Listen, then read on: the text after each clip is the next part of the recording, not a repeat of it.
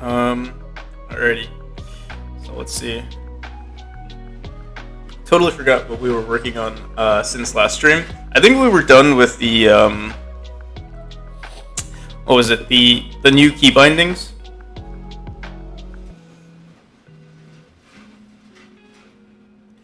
Or being able to like manipulate the key bindings. Hey, how's it going? Fun with coding. Welcome in. So we have these new buttons. There's no sound when you change your focus to them, but I guess that's okay for now. For the most part, I think people are going to be using their mouse to navigate through all of this, and the default button doesn't work just yet.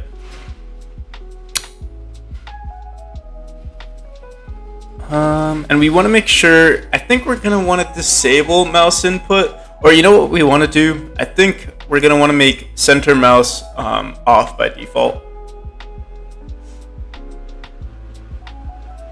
Oh, hey, how's it going, YouTubers? Welcome in.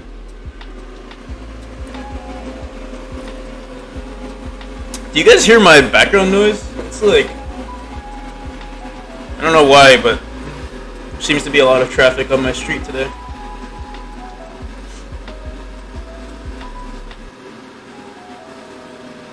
Here, let me try closing my window.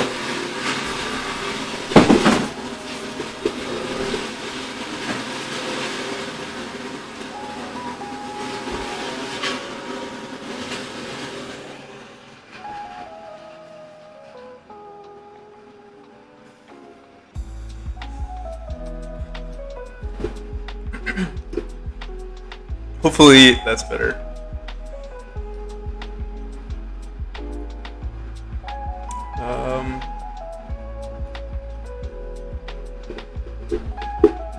But yeah, I do want to figure out how to make this center mouse option like, well, yeah, an option. Yeah, I don't know why they're like, you know, that machine that turns wood into chips. You're literally doing that like right in front of my house for some reason. No idea why.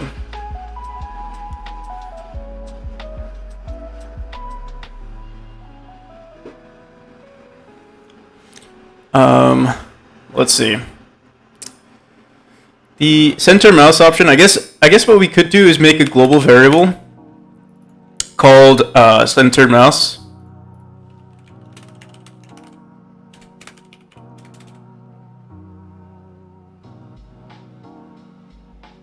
Yeah, I'll tell him, hey, I'm trying to make a, you know, a speedrunning game. Can you guys, you know, speedrun your job, maybe?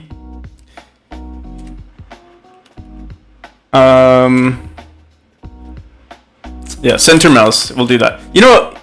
I should have created this global variable a long time ago. It's like it's a singleton. Because now we have two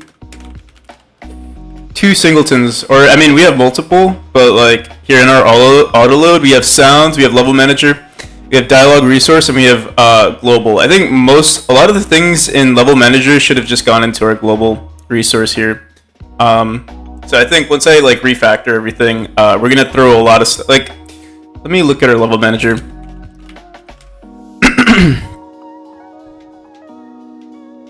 Stuff in our level manager, I guess it grabs like the main like these things I guess could stay in the level manager. The loading screen, furniture number, like this kind of stuff we could throw into our main scene function instead. And all the player states, I guess we could leave in the level manager as well. Alright, I think they're done.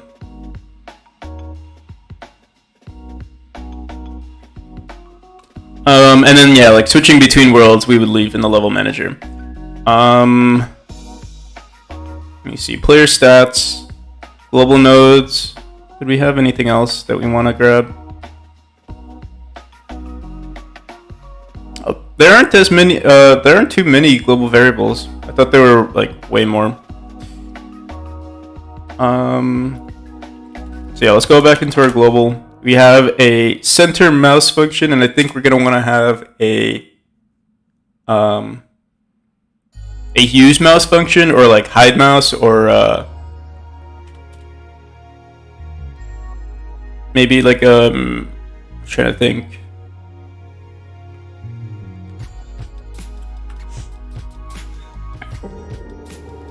Let's open this in our main scene.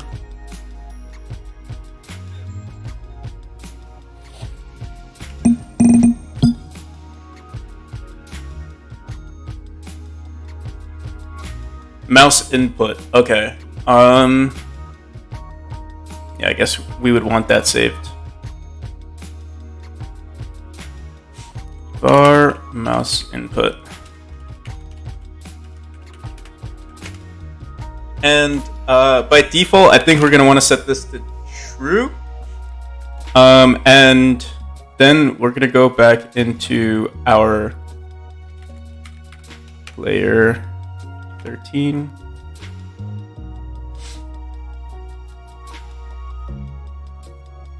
And basically, I guess what we could do in, I don't know if we want to put this in our ready function or our mouse position indicator. This is where we actually set like the confine of the mouse, and we also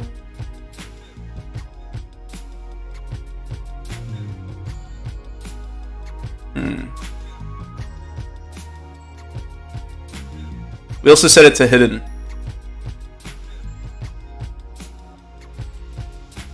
What we should do is grab whether or not, based on these global variables.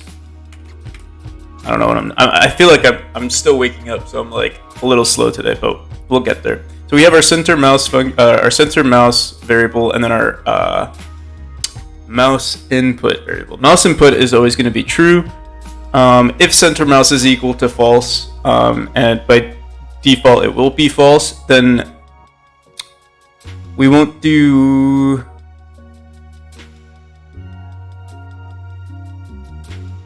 We basically won't have the mouse position indicator, but what we will do is run check dash direction. But we have to check which dash direction we're using. So if we're using the dash direction based on the player's global position or based on the center of the screen. So what we'll do here is we should have two functions. We should have one. Let's do something like, and we should probably optimize this function, but we'll call this follow mouse centered.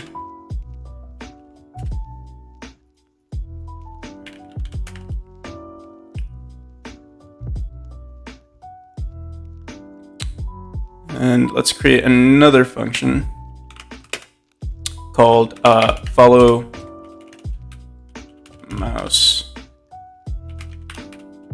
I don't know what to call this, but we'll just call it that. Player relative. So it's going to be very similar to follow mouse centered, but instead of grabbing the viewport mouse position, actually the viewport mouse position is going to be the same, but instead of comparing it to the center of the screen, we're going to compare it to the player's global position. Although this might be a little strange. We're gonna have to see how we compare the two, because I remember the player's position on the rect might be based on like 320 by 180 or something like that, and so yeah, it might give us. We might have to convert some of these values. But let me just see something.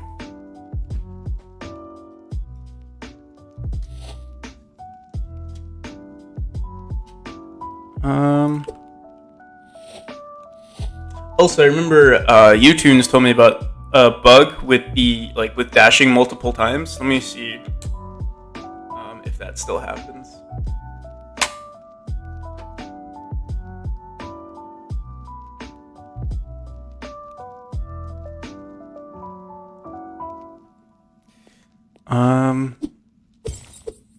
Yeah, let's set the difficulty to easy. Maybe that'll make it easier for us to, experience the bug. So I need to spam the dash button.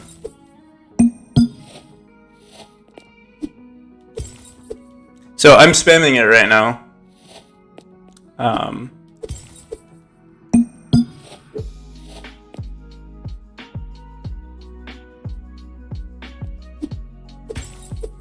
I don't see anything out of the ordinary.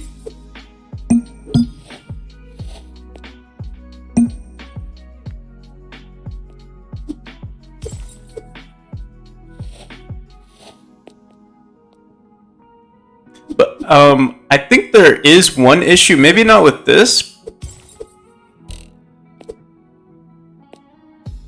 Okay, yeah, let me know. But here, wait.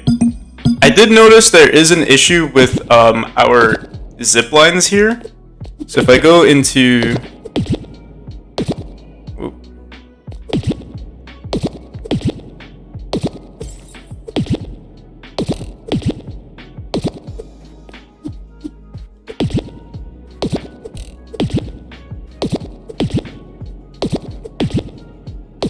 I know sometimes we crash with the... Not crash.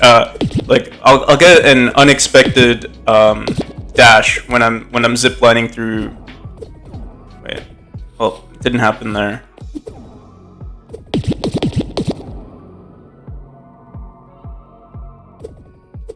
Oh my goodness. Alrighty.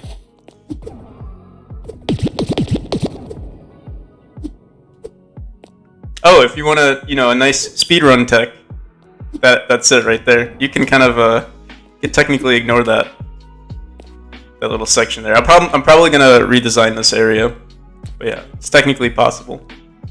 But yeah, sometimes wait, I'm trying to see. Yeah, basically like that. Like if you're technically, I changed it so that you don't have to dash into this orb anymore. You could just hit it. But if you do hit it and you press dash. I guess because I have the muscle memory of always trying to dash into this, you could technically leave it right after. I'm not sure, maybe I should add a delay to that, or... Yeah, I think the only thing I could do is add a delay, like a timer that says that you can't dash out until like 5 seconds later, or I mean, maybe not 5 seconds, like literally like 3 seconds or 2 seconds, something like that. Even 2 seconds probably seems like too much. Probably 0.2 seconds or 0.3 seconds. Yeah, that's the only bug that I've seen. Maybe with, and you were probably using a controller, so you probably can't emulate the. Oh, but also I need to make sure you're not talking about these, right? The objects that force you to dash. Because they're the same exact image.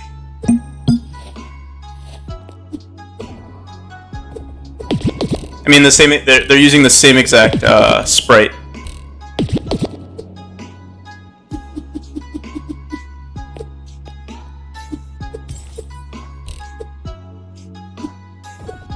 Oh, you saw right there. That was a perfect example of me dashing into it, but also hitting it at the same time, and then, well, that happens.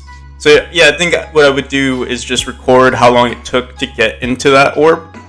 And if it was like within the delay, within the 0.2 second delay, then you won't dash. Alright. But for now, let's fix up this player mouse indicator. Basically what we're going to do is if mouse, I think maybe we'll have like a function that says, could be that your controller is way too sensitive. Yeah, I'm not sure. Oh, actually, you might be right about that. In terms of what, like your analog sticks, like the dead zone.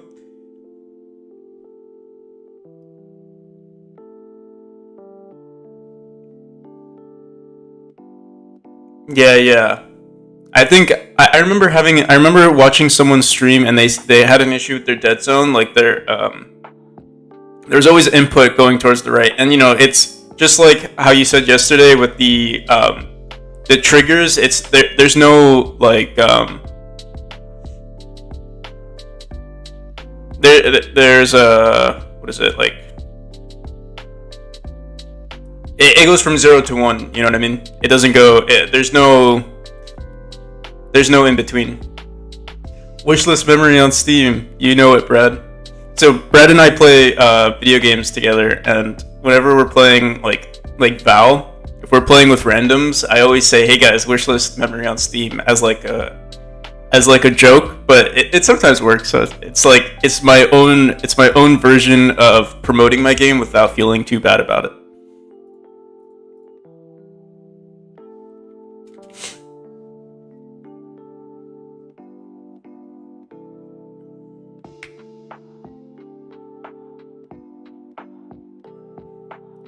But yeah, so I think what we're gonna do is we're gonna have a follow mouse and follow mouse centered, follow mouse player relative, but we should set these variables to like, I guess, make the mouse position indicator like disappear.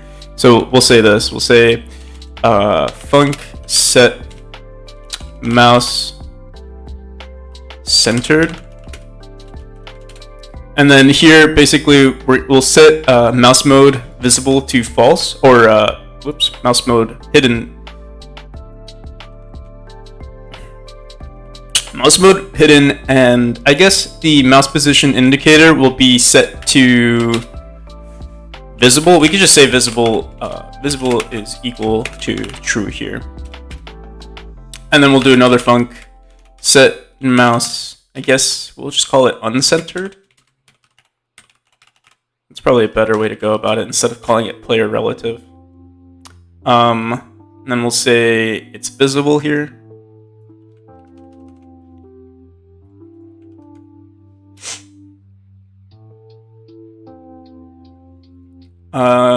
Input.set mouse mode visible, and visible is equal to false.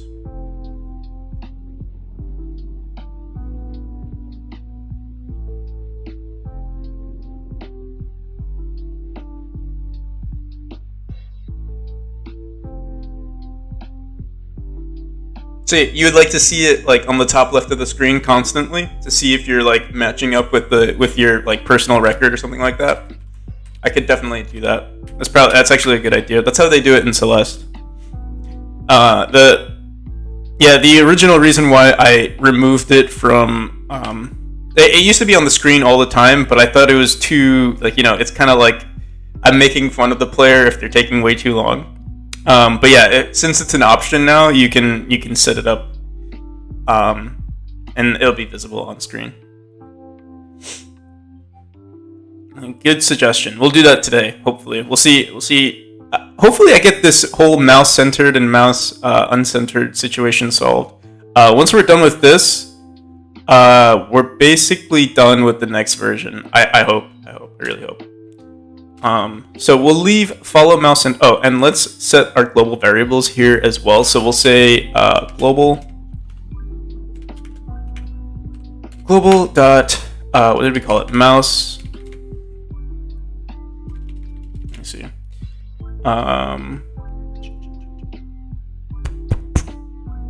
Where is it? Global dot center mouse is equal to false and mouse input. Okay. Global dot center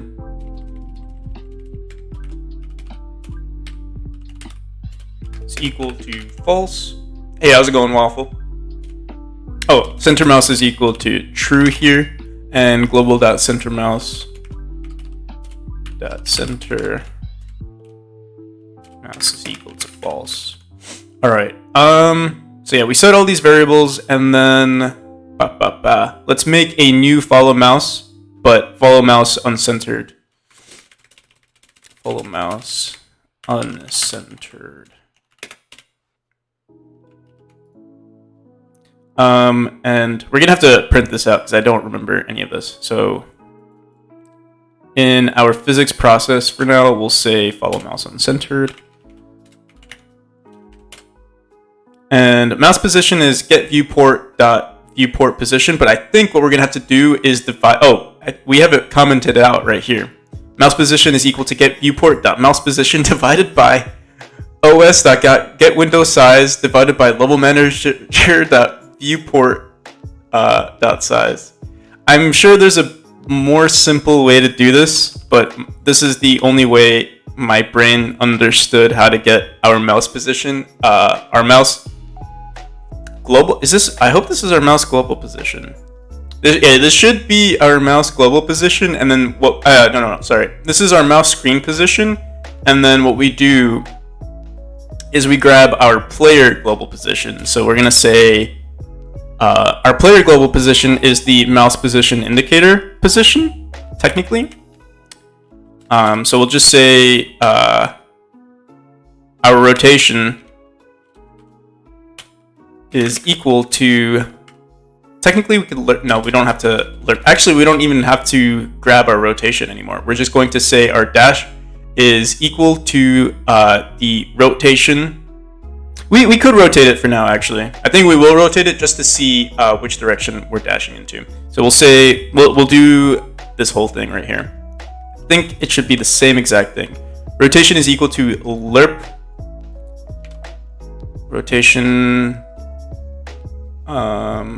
But it actually, we don't want to grab this. We want to grab, I totally forgot how this works. Let's try our global position. Oh no, we want to grab. You know, it's just gonna make more sense if I just print out these positions. All right, so let's do this. Print mouse position.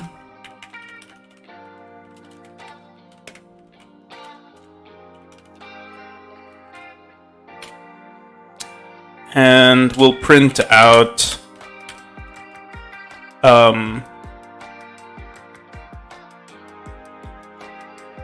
I think we have to convert it to our viewport position. Let me see. I wish I didn't erase it. There was like an old version that I had that printed it. But for now, let's just print our player's global position. So player position is equal to global position. But I think what we could do is maybe, let's just print it. See what we get.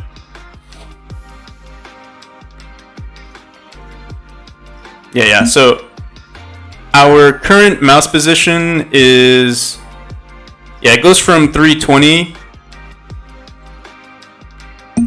from 0 to 320 to 180. So let me see. Let me share my. I didn't realize this, but with Google Chrome, you can view as a guest. That way, you guys don't see my promiscuous internet history. Godot get viewport position.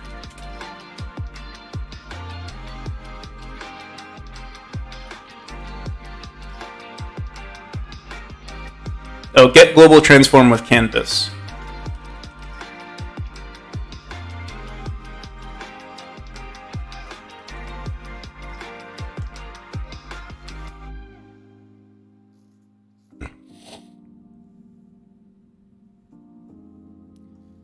So our player position is 896. It gives us a global transform. We only want the vector 2D. So it's saying 1001 and then this value here. I don't know what type of variable this is though. Hey, how's it going, Cuban girl? Welcome. Me, Jay, everyone who's in the okay.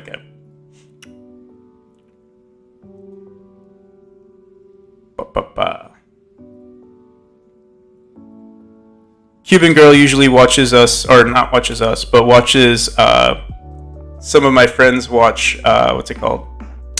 Modern Warfare. We play Warzone together. Well, I just got Modern Warfare 2, so, and it's coming out. I think it's coming out tomorrow. Hopefully, Warzone 2. We're a bunch of COD normies.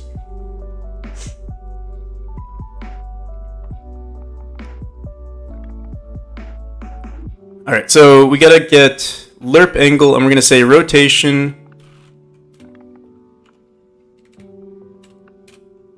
is equal to,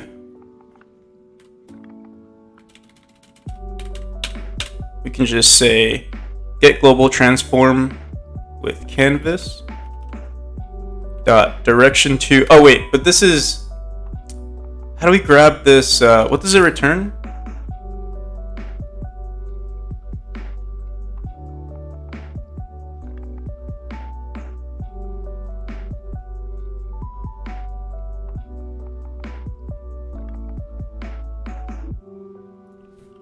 Godot global transform.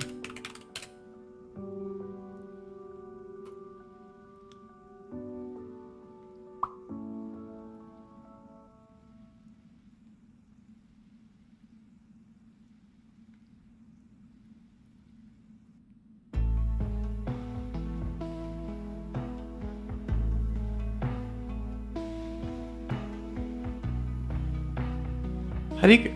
I did it before.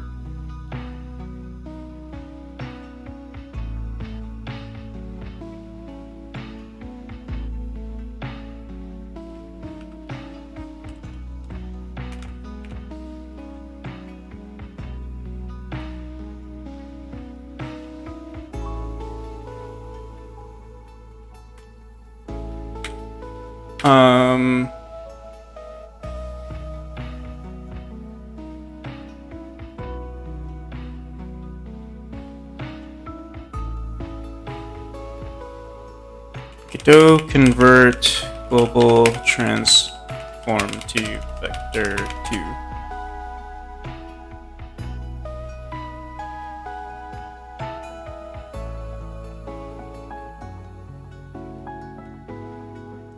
In your collision, do you make a pixel perfect collision check? So it always looks one pixel down to see if there's a collision. So how I have it working, it's very it's not too organized right now. So basically, how it works, it depends. So I mean, this is the player hitbox, this blue box right here, and then for walls, it's a little, actually, you might notice from time to time you're actually floating on the wall, like you're not actually connected. Like if you're sliding on the wall, you might be like a pixel apart, and it was like, it's because of these raycasts. So what I think I should do is maybe decrease the raycast size. But the thing is, if it's too small, it almost feels like sometimes you'll feel like you got screwed over. So this was like my workaround for like maybe like fixing the margin of error for people who don't reach the wall. And I think it's perfect. Like I think it works well. It's just that sometimes when you're not like close to the wall, it looks like you're floating. So what I think I might do is just, if you do hit it, we're going to push the player to the left more. Like if that does ever happen, we're just going to teleport the player, one more pixel to the left. I'll probably have to code that in. I could technically just decrease the raycast size. Let me see. What is the raycast size here? We look at, it's probably 2 pixels if I had to guess. Let's configure our snap to 1 by 1. Oh, it's not even 1 pixel. Oh, I guess maybe it's the end of this arrow, right? So yeah, it's 2 pixels right now, and that's why sometimes you float around.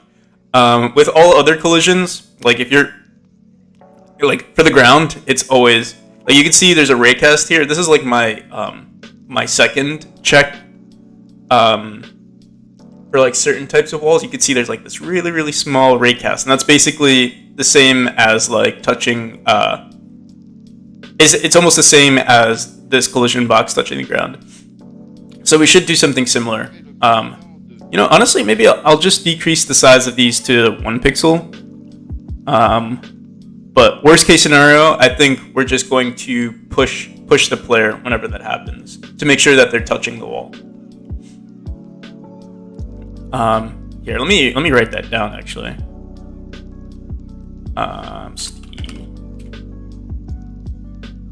It's a bug that it's been in the game for a while, but I've always ignored it. Okay, so I think we fixed dash input not reset. We fixed that. Dashing near a spike. I don't think we fixed this. Let's go here. Oh, and we'll just say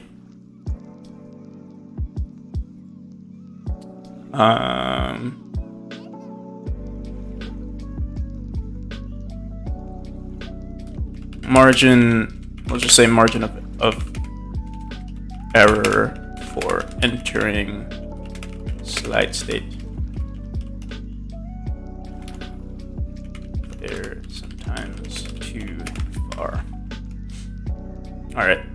So yeah, we'll add that, and then what was? Oh, and we'll add the dashing, or maybe I don't know what the issue is.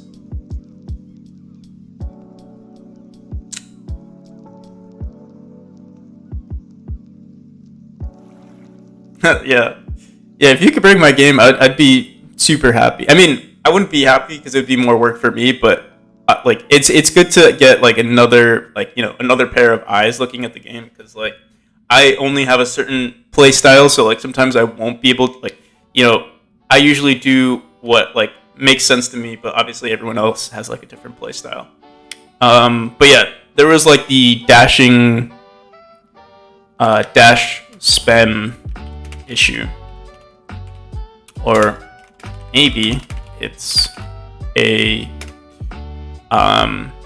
analog stick dead zone issue. So yeah, we'll fix this with time. Maybe I should add.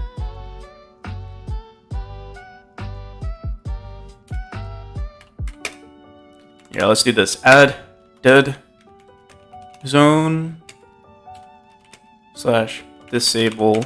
I can add an option to just disable the analog stick. And actually, currently what I do with the player controls is everything, like, here, I'll show you. In our player input, everything is like consistent. So we have like, if input.action pressed right or left or up, but then here I'll say or analog right or analog left.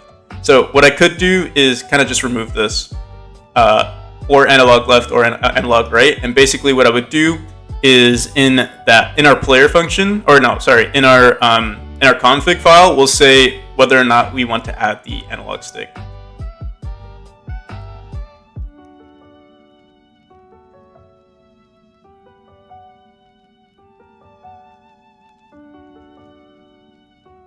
All right, sounds good. Sounds good. YouTunes or Fun with Coding.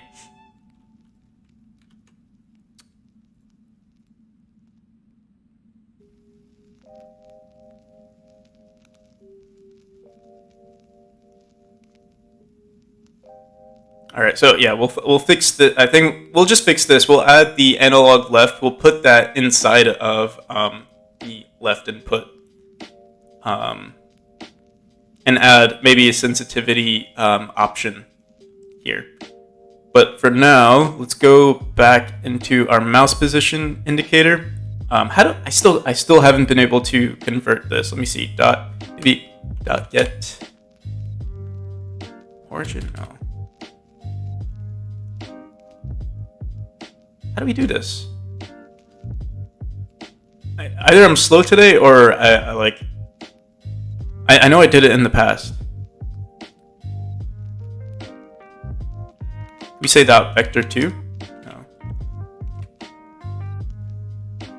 Get. Let me see. Global transform. Set z index isn't. Yeah. Get z index. Get global. Apply scale. Get angle to. Get relative transform to parent. Get move local Y.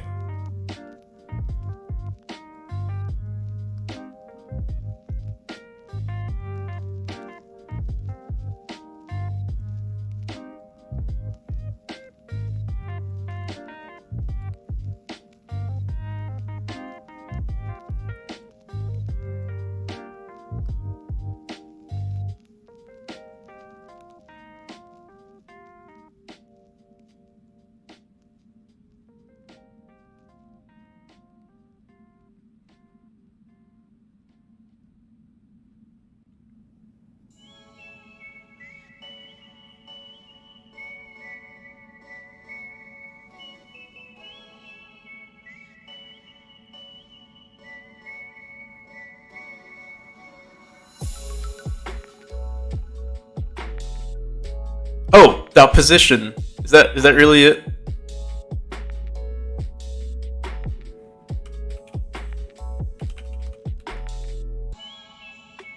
No.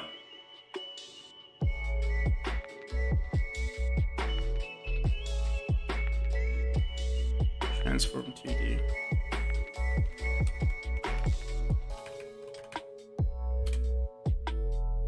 Oh, dot x dot y. Okay, that's all we have to do. Oh, no. Dot origin. That's what we have to grab.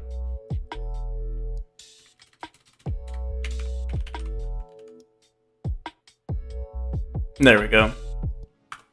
So now, when we run it,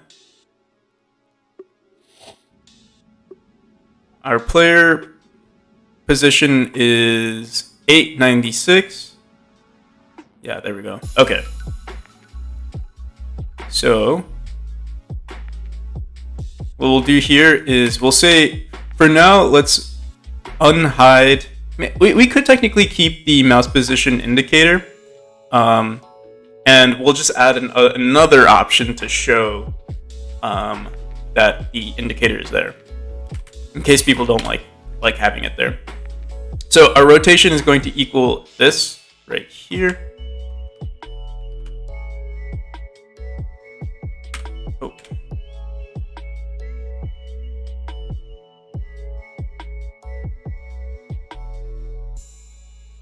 Dot direction to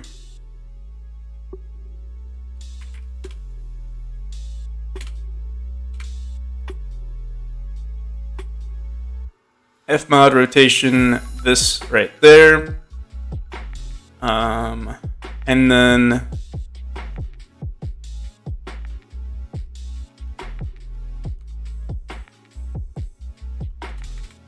this right here. And then for our check dash direction, what we do it based on, I guess, the rotation, which is correct. Let's see if this works. So we're running in our physics process, we're running follow mouse uncentered. Let's see.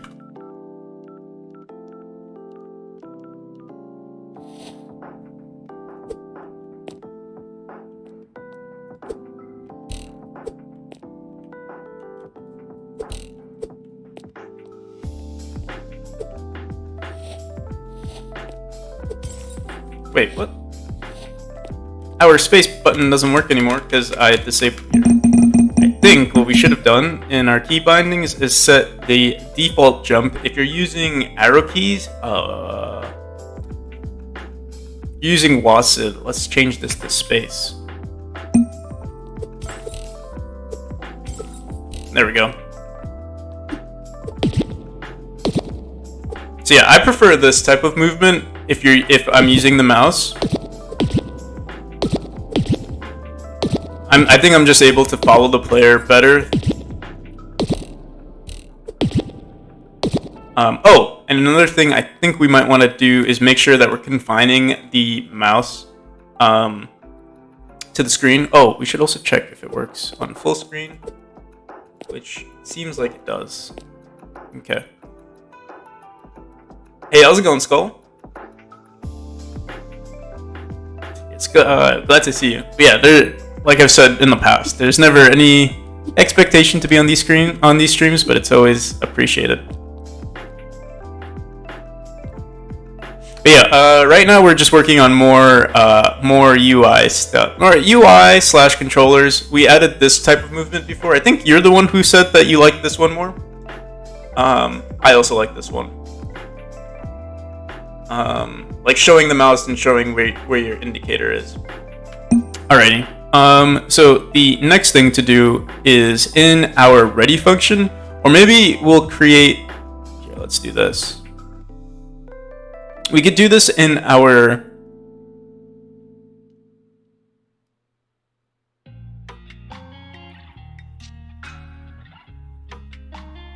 we do need this as a global variable, and damn, there's like so many like edge cases of like making this like if I don't want any input issues, there's so many edge cases that I have to fix. But let me think. For now, what we'll do is in the set mouse uncentered, we also want to make sure that we're setting it to confined here. And I mean, actually, we might want to keep it confined for all situations. But for now, yeah, let's do confined for both.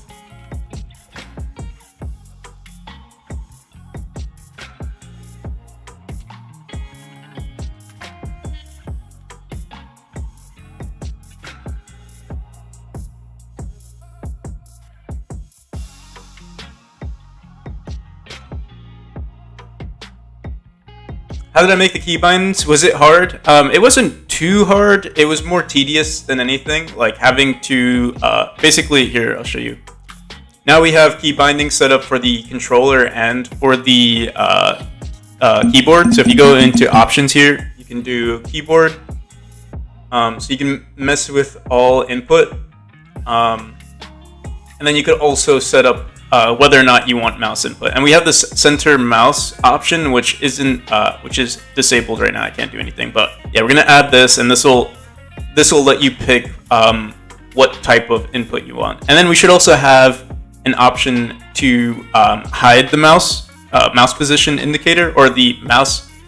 It's technically like a mouse rotation indicator, but keep it the way it is. So what we can do is go into that section there. It's both in the keyboard. We should actually remove it from the controller bindings, but let's go into key binding.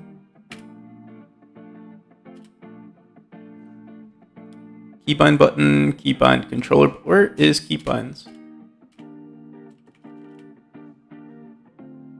Keybind controller. Oh, keyboard bindings. There we go. So in keyboard bindings, we will not disable this.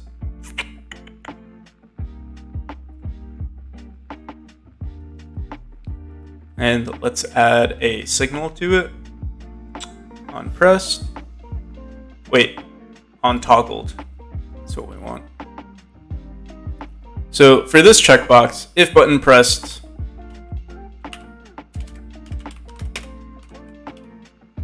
I'll just say if.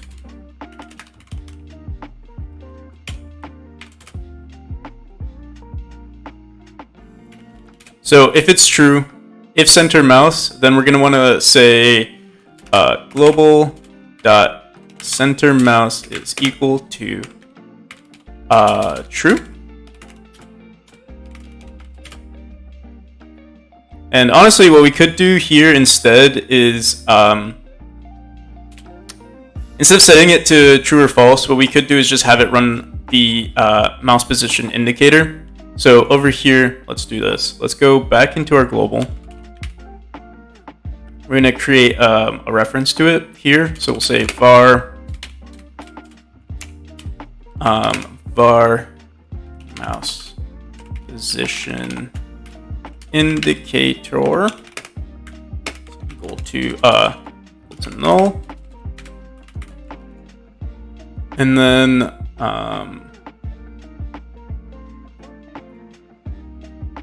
in our ready function we'll just say global dot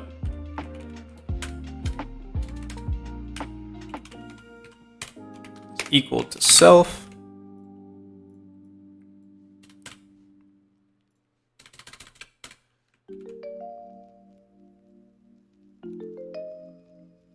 Hey, how's it going, A98? Saw your archive streams. Like the idea of adding key bindings. Thank you. Yeah, the maybe set to null on exit tree.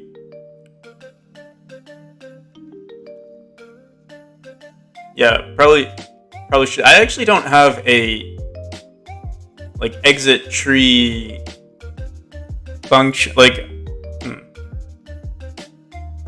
let's see what happens. I've never actually dealt with exit tree. The thing is, the player always. Oh, Are we in night mode here? Yeah, we are. Oh, does night mode affect you guys? Like right now, I just turned off night mode. Was my screen like red previously?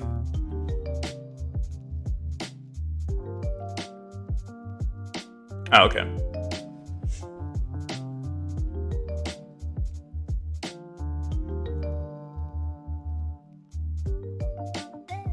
Can I show a little of the script of the key bindings if I don't? Yeah, of course.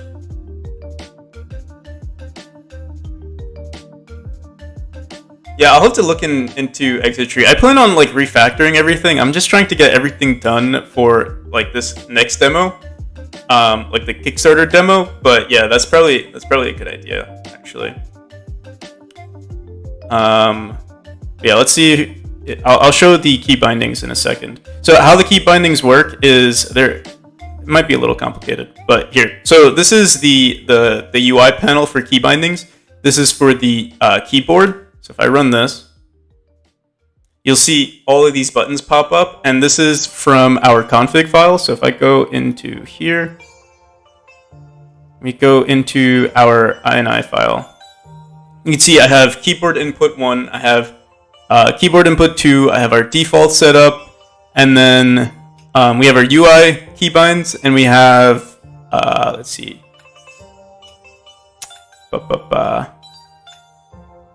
our controller binds, and then our controller binds 2, and then the defaults set up for that. And then what we do is basically in our global variable, we open up that file, and we set a bunch of we basically add we create a dictionary that records each of these inputs. So like, yeah, I iterate through the file, and this get section keys basically grabs every single variable that's underneath each of these brackets. And yeah, we create a dictionary based on it. And then we set, like, this is done in the ready function. So every time you run the game, it sets the bindings based on that config file. And then what we do in the keyboard binding UI is we grab those dictionaries, and we just add buttons based on those dictionaries. So right here you can see, where is it?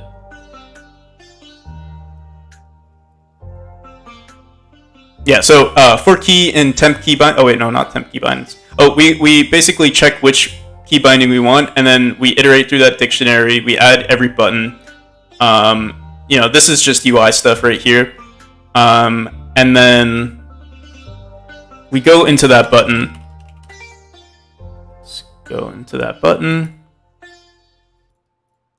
And yeah, the button just checks for an event that was just pressed. When you click on the button, it checks for an event, and then we grab that scan code. So if I were to press this button right now it says A. I could say, oh, it won't work because it's not here.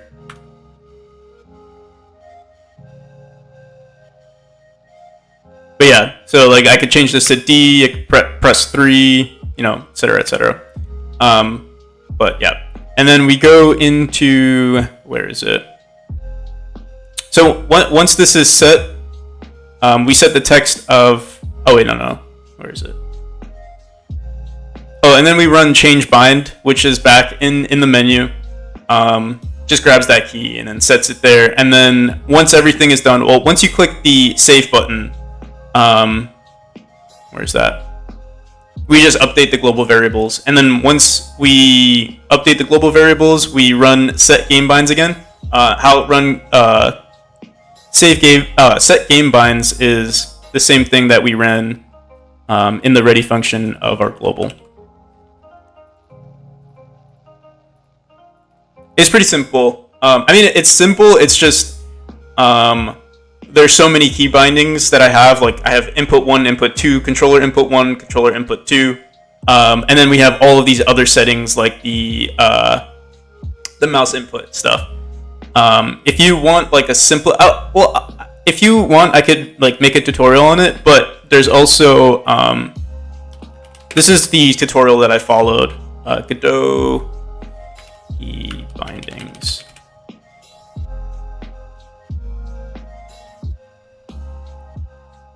Runjin made one as well.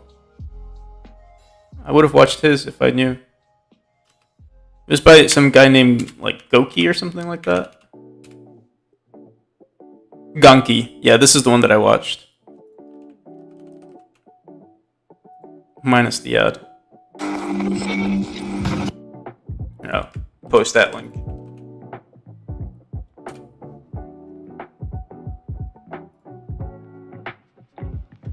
Yeah, no problem. If there's anything confusing about it, just let me know. The default button doesn't work, but that the default button would basically just grab, the default values here, and set it to the current input. All right, so let's make this center mouse. Oh, and I know Crazy Stewie mentioned. Let me see. Oh yeah, just resetting the global yeah, that's true. Resetting the global variables after the indicator leaves the tree. I don't think there's ever a situation where like you might access the global like once it gets queue-freed or something like that. That's only going to happen like in the main menu or something. But yeah, it's probably a wise idea to like reset those variables.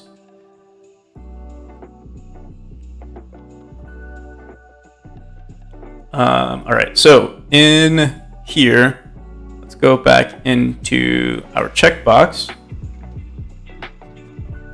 Center mount. You know what I think we'll do? We just created a reference for it, right? So we'll just say global dot what is it? Center mouse position indicator dot what was it? Center mouse or something like that.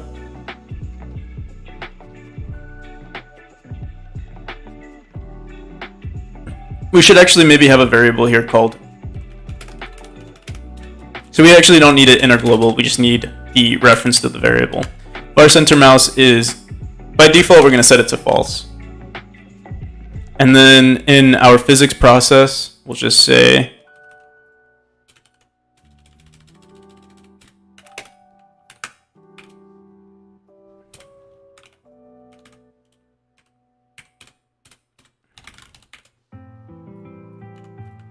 like that. And then back to here, we'll say mouse position indicator dot set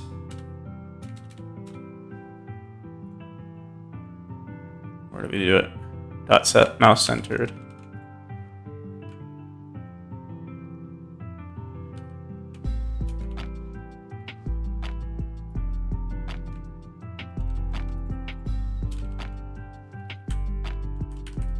Set mouse uncentered.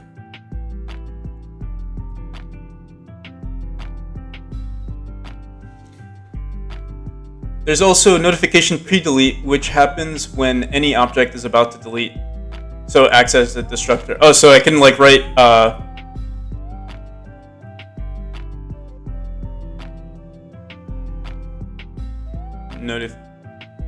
notification pre-delete. Is that like is that a function?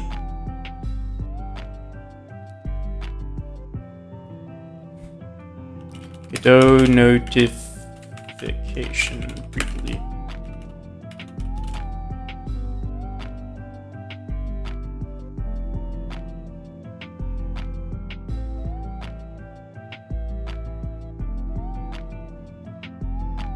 It's past the notification function, I see. I didn't even know there was a notification method.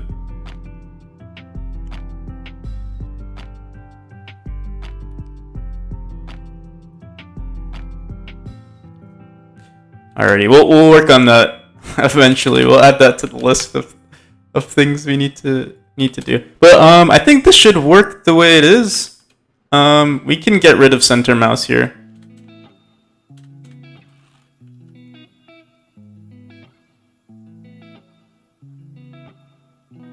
You know, actually, we might want to. No, we don't. We don't need it. Alrighty. So let's run this. See if it worked.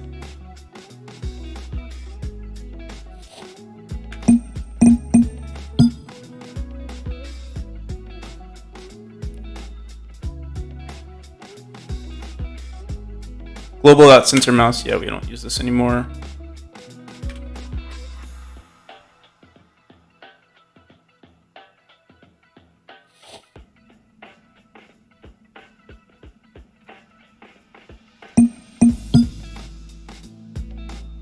All right, so by default, it actually should be unchecked.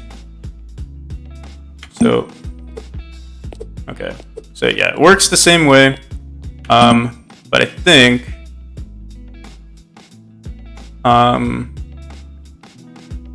we shouldn't hide it. We'll set it to, yeah, we'll leave it as true all the time. But we'll add another button that hides it. All right, so let's try this again.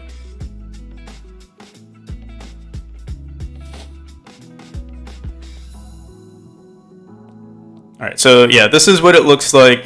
By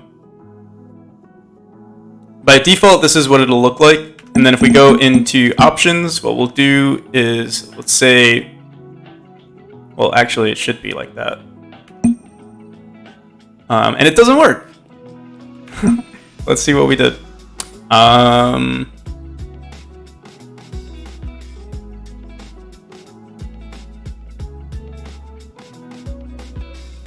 On checkbox 2, if button pressed, global.mouse position indicator.set mouse centered. So if we go back here. Oh, because we never actually wrote anything. So we do want to make sure we update these.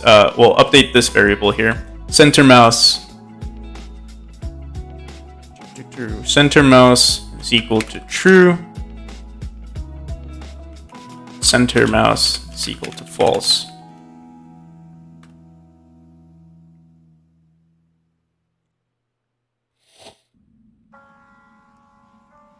Yeah, make sure to sync the initial. Yeah, I'll do that eventually. All right, so there we go. We also need to make sure that the mouse. Oh, this works, but we'll also want to make sure that we hide the mouse when this happens. Let's go back here.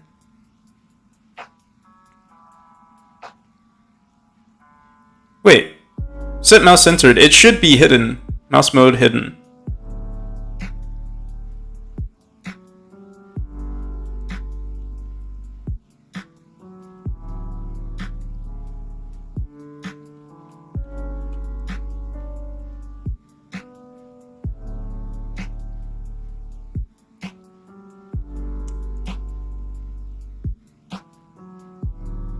Hidden plus confined is captured. But if it's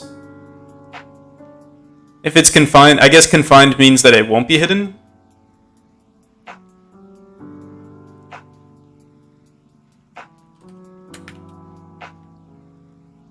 Yeah, let's not confine it at all right now.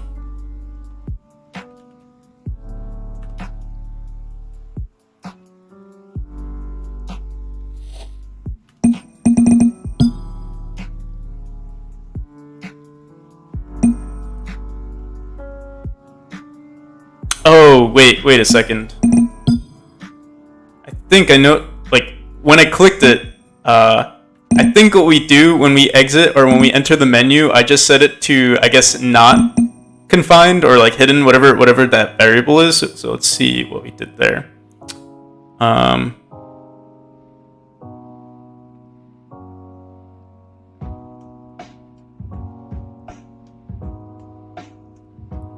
Where do we hide or unhide the mouse? Let's see.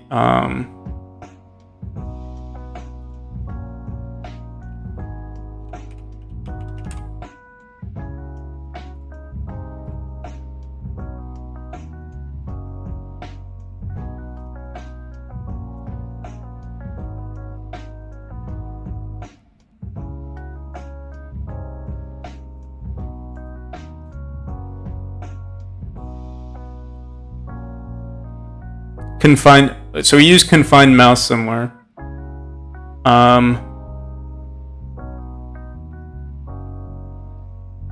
Here, let's comment this out as well for now.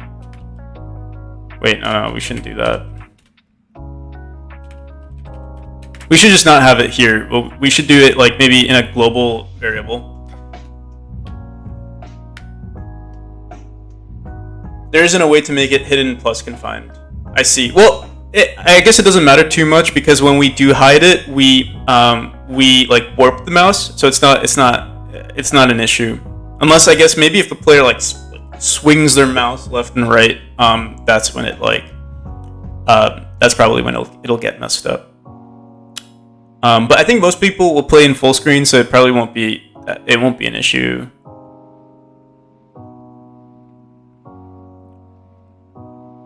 Yeah, I guess the only reason why I did confine it originally was because I'm always playing in windowed. So yeah, shouldn't have too many problems. But yeah, confined mouse. Visible is equal to true. Visible.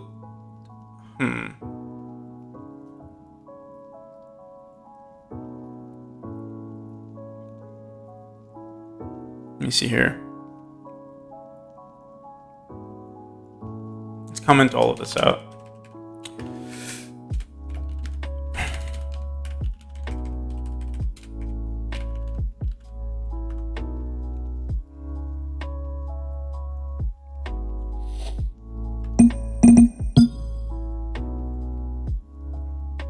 Wait, how is it hiding the mouse? Oh, it's... What the hell?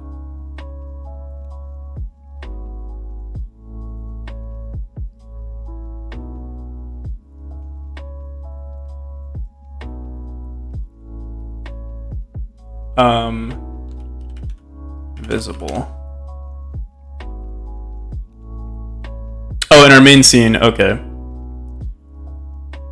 So in opening our menu, we set our mouse mode to visible. And opening menu actually runs all the time. Okay, so let's get rid of that.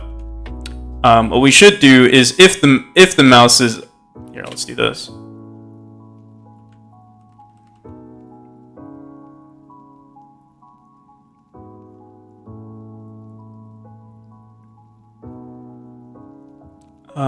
If our mouse is visible, we'll do this, and then what we'll do here is we should grab what our mouse indicator is. So if mouse, what is it? If global dot mouse indicator, whoops.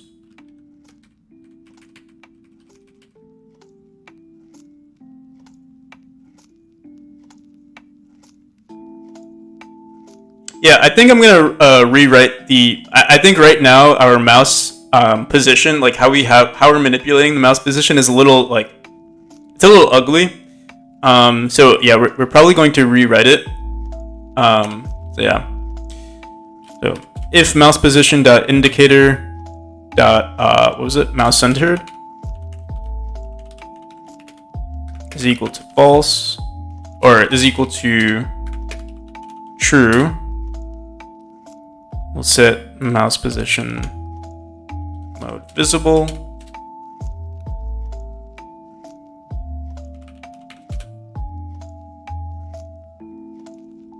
Oh wait, no, this should be hidden.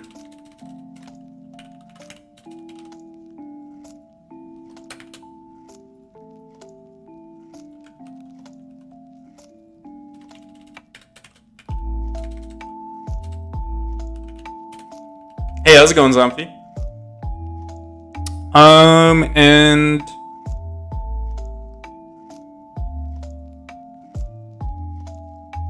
yeah, on our escape menu, we want to make sure that it's visible. Okay. That should be it.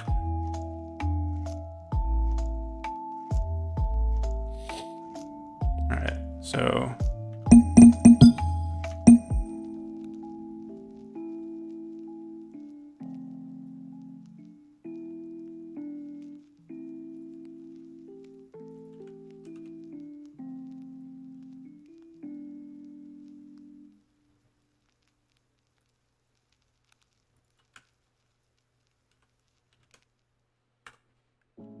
Welcome back, Waffle.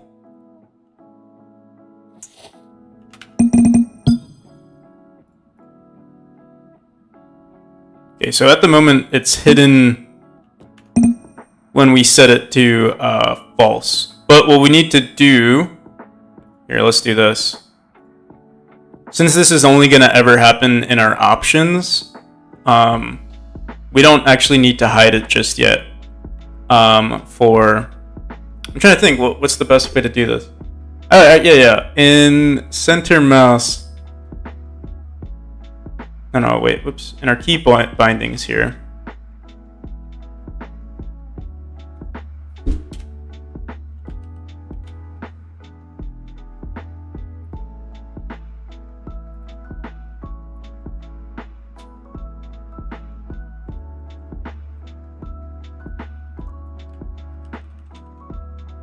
Maybe we should put this somewhere else.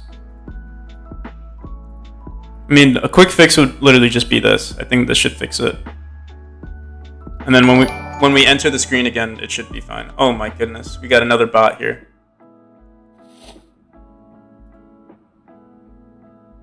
If you guys are looking for girls that are 18 online, go to girls18.online. I'm kidding, don't do that.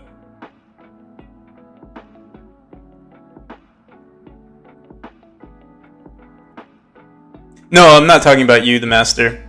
I'm talking about, if you look at the bottom left corner. Oh my, there's two!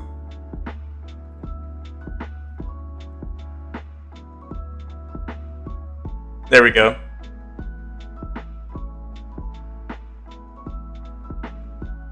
Alright, well they're both blocked. We'll see, we'll probably come back. They love my stream. Alright, options, keybinds, we center it, or, yeah. Wait, what? It's set back to, okay, yeah. What we'll do is just, in the mouse position indicator, we'll get rid of this.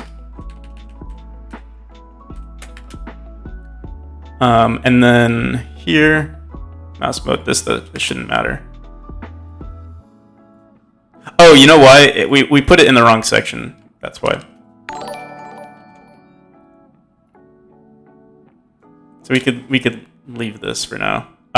Hidden and visible.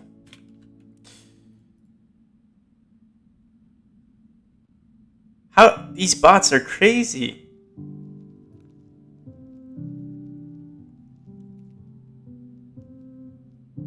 Oh. Okay, never mind. Oh, I just reloaded the chat, so I don't see what you guys wrote. Here, let me. Someone said something on YouTube, and I think I missed it. Oh, can I see it on the chat here?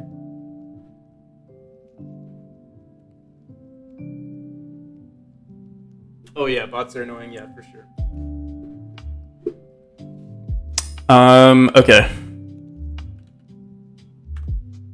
Let's do this again. I think we're all set now.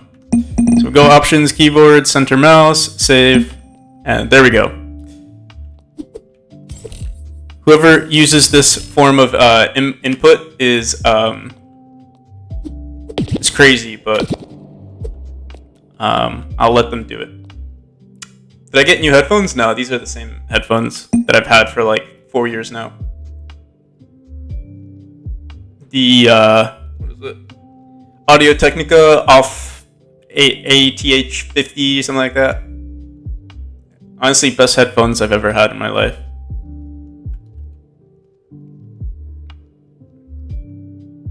They're actually broken. But I broke like maybe like 6 months ago. I broke one of the hinges, and then 2 days ago I broke the other hinge that like follows your like right here. So you might see they're like these zip ties. I like zip tied them together. Trying to move the camera. Yeah, like there's a zip tie on it, and it just locks the hinges. It honestly, I'm not gonna lie, I don't know, but it feels more comfortable than the original because now it's like tight on my ears, where it used to kind of just like, you know, sit there. It's like cupping my ears now. It's nice.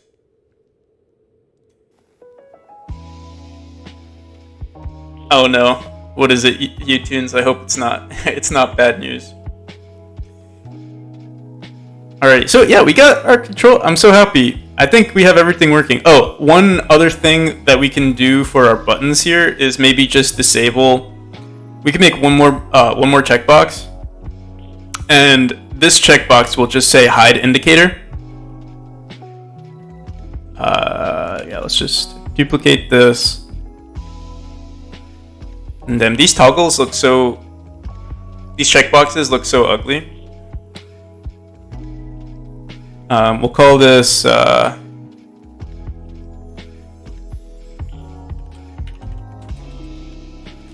hide indicator.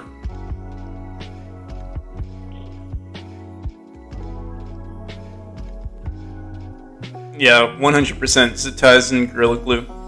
I had it duct taped at some point, but the duct tape surprisingly didn't work so well. A developer and a handyman. Yep. They don't call me Practical NPC for nothing.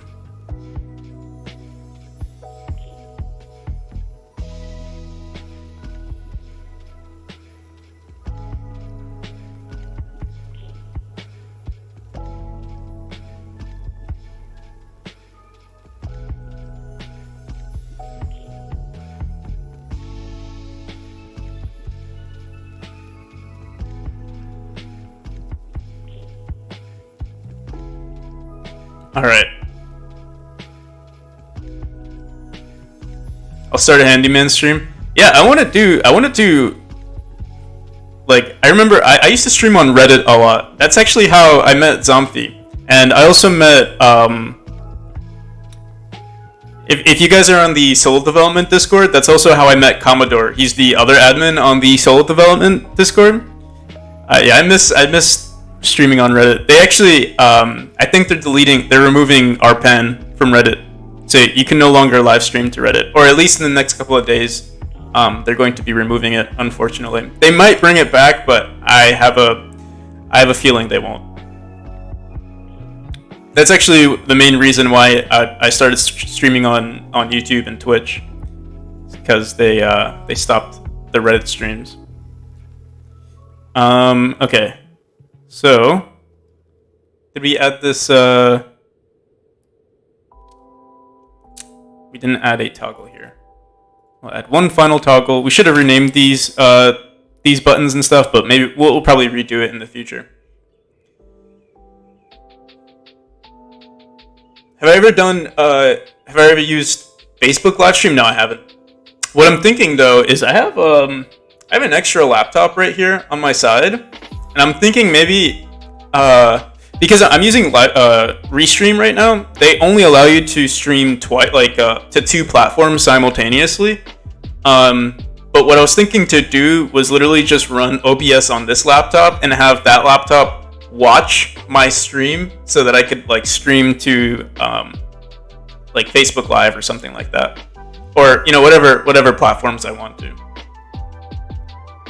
I tried fuse it. I actually had a setup to fuse it with Reddit, but yeah, Reddit's been, I don't know, they messed up. I don't know why they didn't. It was doing pretty well, but I think they said that it was too hard on their servers, and I think the issue was that a lot of streamers were streaming on Reddit. I mean, it kind of makes sense, but people were streaming on Reddit to get more views on their Twitch, so it was kind of like a middleman. So they would get views and they'd be like, "Hey guys, come to my Twitch" or something like that. And maybe Reddit didn't like that. It was literally, bringing people away from their platform to another platform. At least that's what it seemed like.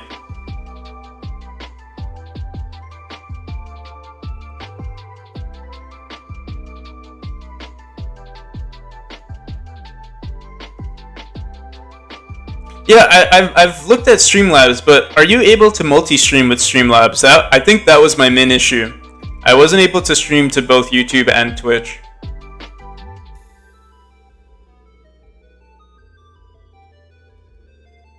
On checkbox toggled, we're just going to grab this global mouse indicator. If button pressed.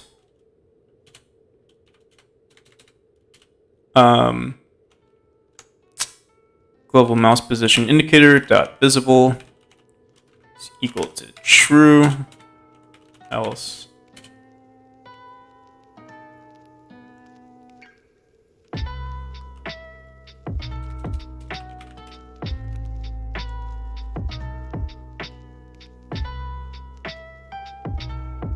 I'm aware with Prime you can, but it's quite pricey.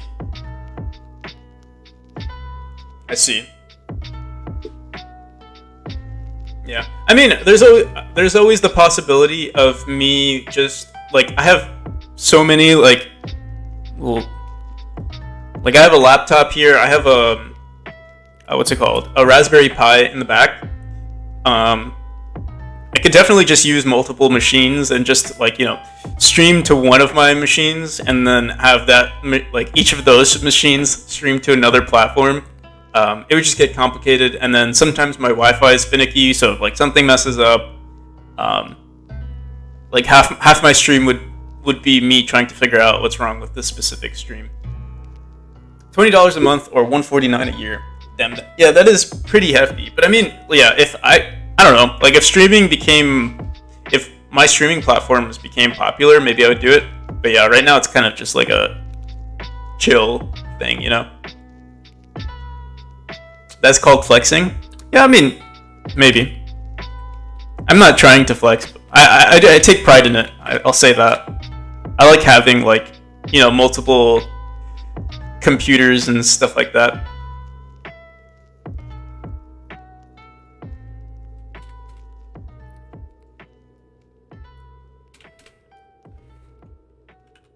Alrighty.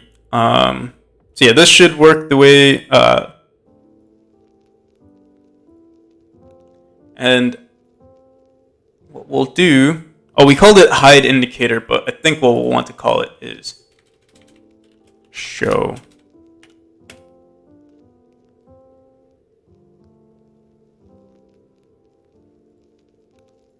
Show indicator.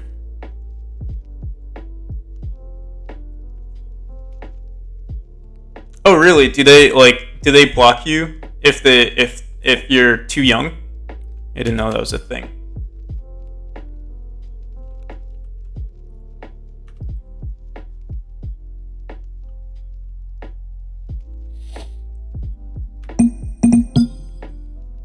Show indicator, save. There we go. Cool. Yeah, I think we have everything set up. Oh, on default, these toggles, the screen gets reset. So we actually, before we instance this room, we should make sure that we're updating it based on those values. Right now, these are not saved in the config file, and I don't know if I want to. I'm so lazy right now. I mean, we could basically just say, here, let's just do it.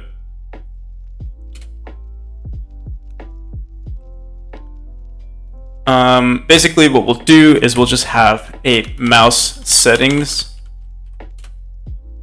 and we'll say, we'll say mouse input. On default, mouse input is equal to true. Actually, technically we don't even use mouse input. I mean, we do, but like, if you're gonna be clicking around, that's on you. Whatever. Mouse input is equal to true. Center mouse is equal to, by default, we're going to set it to false, and then show indicator by default is going to be true. So we'll save that.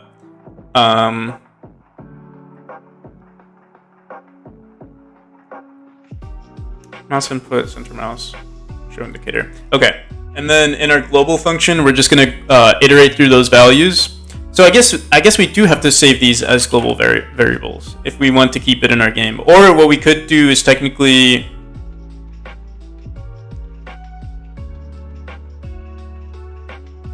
let's just save it as global variables. So we have mouse input, mouse position indicator.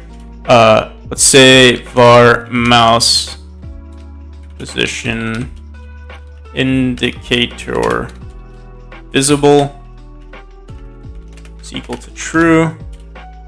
And I actually, maybe we shouldn't save it as anything, and then set it once the game gets instanced. Let's do this. Mouse, and var mouse position, or what was it? Center mouse. And then in our ready function, we're just going to grab these keys for key in config file.get section keys controller binds to, oh wait, no, not controller binds. What did we call it? Mouse settings? Mouse settings. Oh, yeah, let's do that. What we'll do,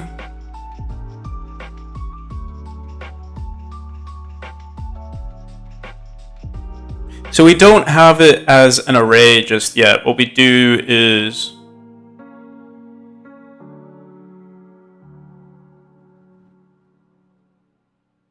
we can just say, for now, let's just match key. And I hope keys are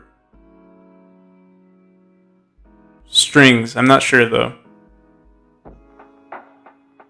I think we could do mass str string. Let's just do that. And here, what we'll do, what's our first one? Mouse input.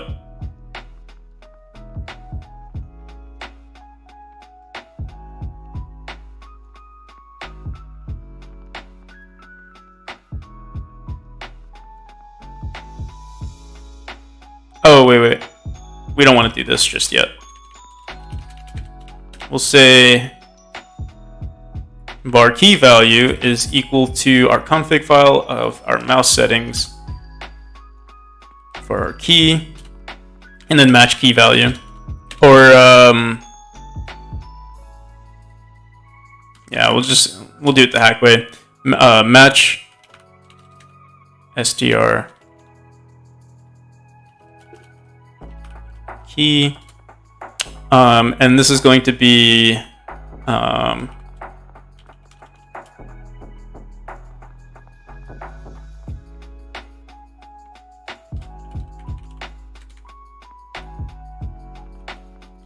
for mouse input, key value is, or yeah, mouse input is equal to key value. Oh, we could just iterate through it, can't we? No, because we're setting actual variables here, so we do have to do it this way. It's equal to key value.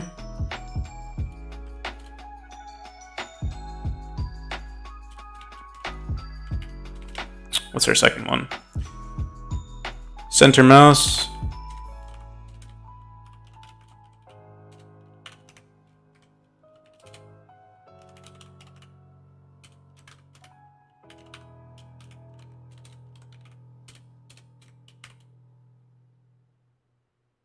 And our final one is show indicator.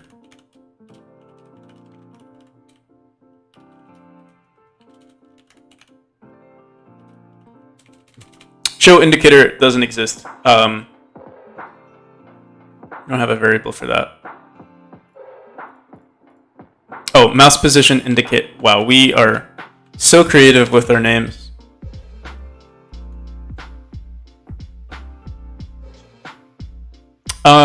Actually, what we would have to do for this one, I'm trying to think.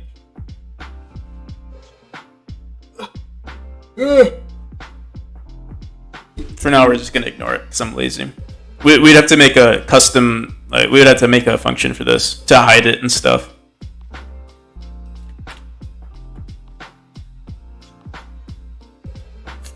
So mouse input is equal to key value, center mouse is equal to key value. Let's see if this works. So let's print.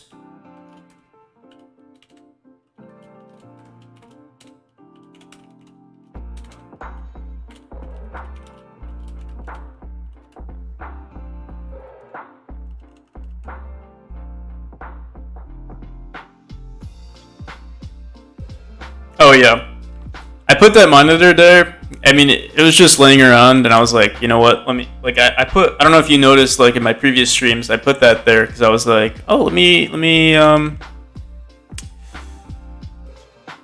put some cool, images or designs in the back. And I did it for a little while, but now I was using this laptop right here to show that image, but now I have this laptop like on my left side. I was testing out like Linux builds. So yeah, that laptop is running on Linux.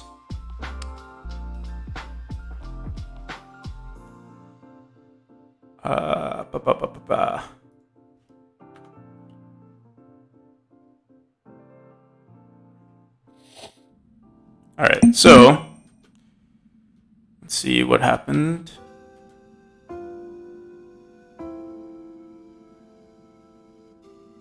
So this happens in our global, but for some reason, I don't see. Oh, maybe we didn't save. Yeah, we didn't save. There we go.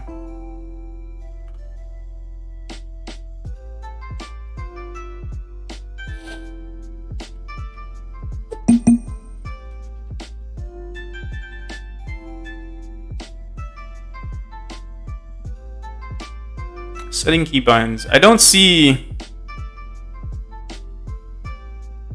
unless I'm blind, I don't see where we put. Well, this is just not printing.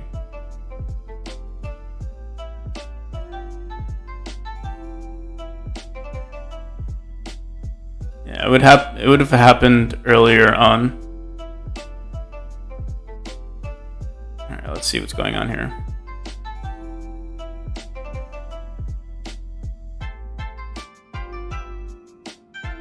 Oh, this actually might crash in our main menu.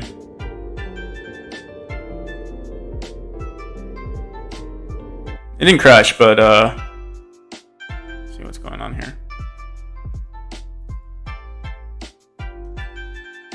In mouse settings, 4-key in config file.getSection keys. Mouse settings, why didn't... Oh, because we capitalized mouse. There we go.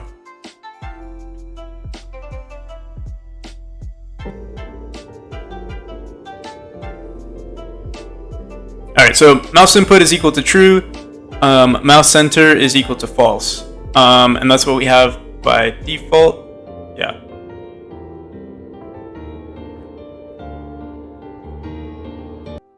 Alright, so that works. And then what we basically want to do for our keybind setting, I guess we could put this in the ready function for now. Let's rename these to, what is this one? This one is mouse input. This one is center mouse.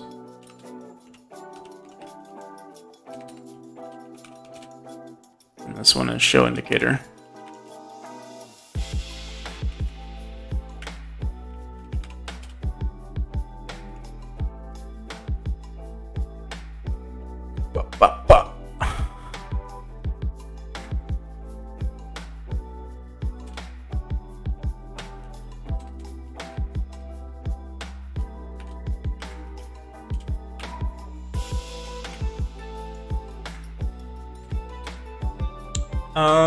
Dot pressed is equal to global dot mouse input mouse center mouse dot pressed is equal to global dot center mouse and show indicator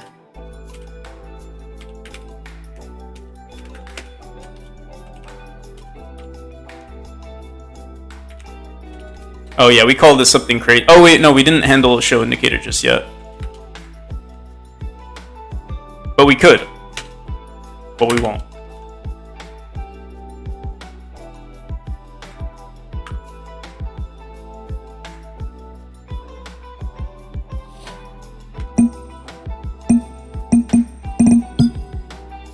There we go. So yeah, center mouse is no longer checked. Mouse input, I don't think we actually do anything from that. Technically, it's just a useless button. So we won't leave it there. There's no reason why we wouldn't want to have mouse input. So let's, I mean, we could leave it there, but what I'm going to do is, we'll just throw it right there.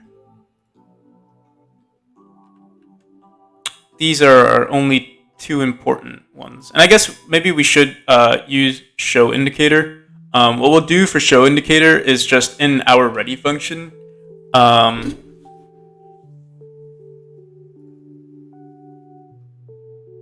We'll grab the global variable and see what that value is.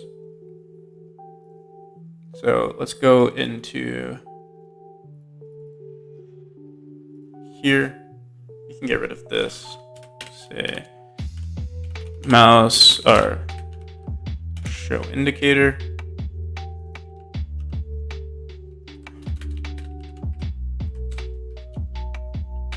And let's actually just name the variable show indicator. Instead of mouse position indicator visible, we'll say show indicator.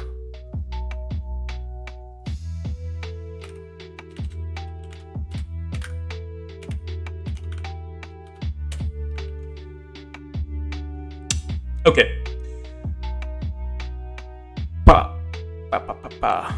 That should be it. And then what we want to do in our ready function is just make sure that show indicator gets updated.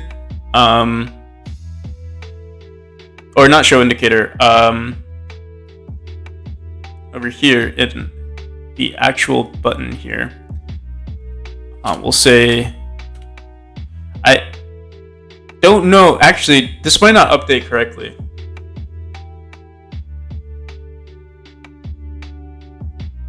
Let's see. Yeah, this might make us crash. Let's see. Global dot or visible is equal to global dot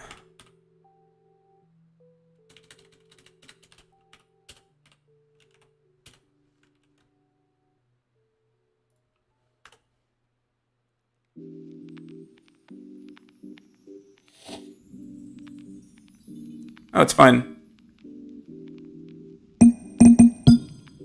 So let me see something. If we save show indicator as false, we save this, go back. Well, yeah, it doesn't show. We go back, go here.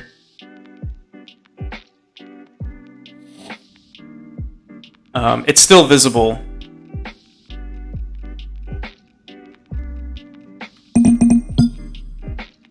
And show indicator is set back to true. Why is that? Oh, it's because we actually never save this. Whenever we do this, we don't actually save our settings. So let's go back into our global here.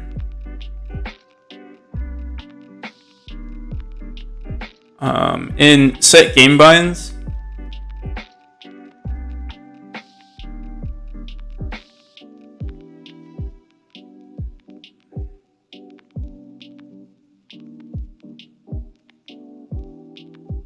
oh no, in right config, we're just going to want to say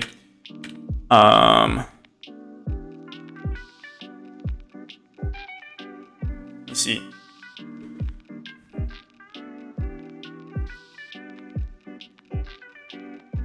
Ugh. I'm just going to say config file dot set value of our keybinds here, of our mouse settings.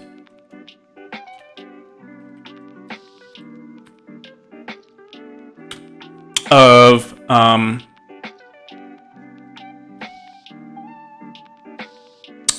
wonder, is it a string that we're doing?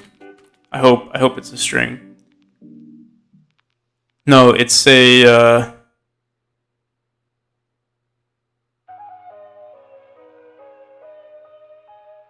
I hope it's a string. We'll find out pretty soon. Mouse input.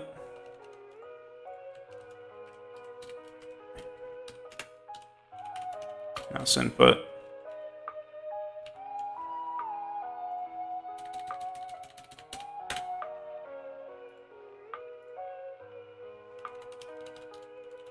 Oh wait, we don't use mouse input. We'll do center mouse on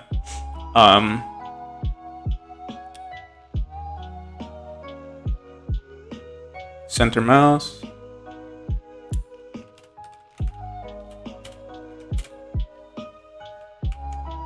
And finally, show indicator.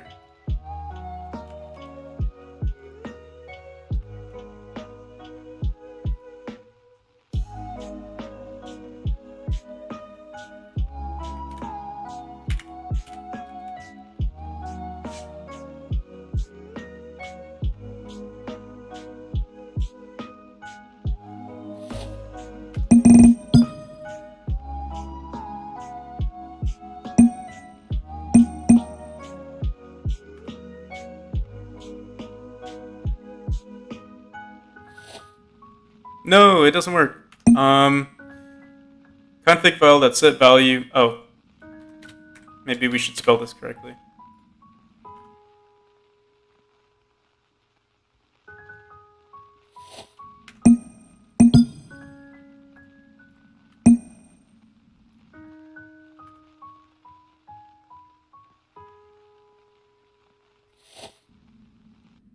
It still doesn't work.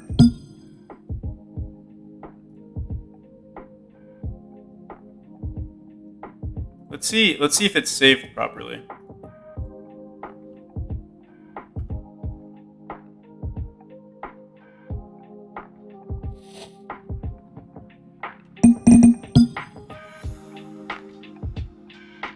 No, it most definitely did not save properly. And I think maybe in our keybind button, or maybe we didn't update it. Let me see.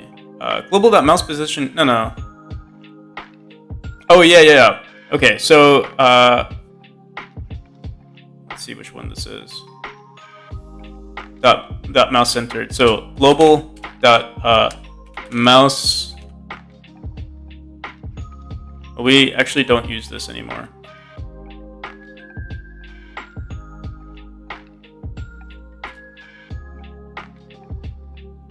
Let's see here.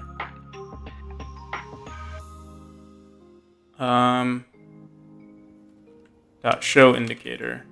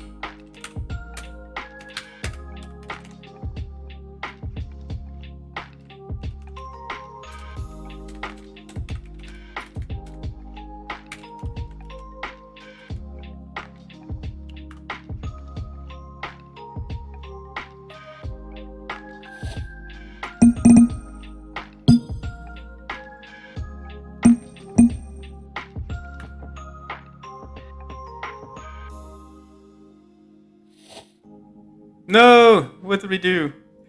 Let's see again. So on our key, let's see. I doubt it's saved, but let's just look. Okay, so we created. Oh, I see. Show indicator space. Did we put a space here?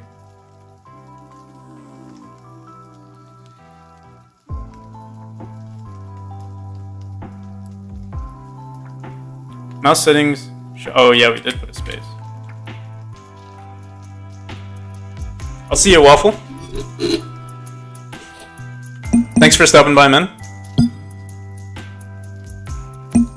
All right, this is the moment of truth. It should work. Like, wait.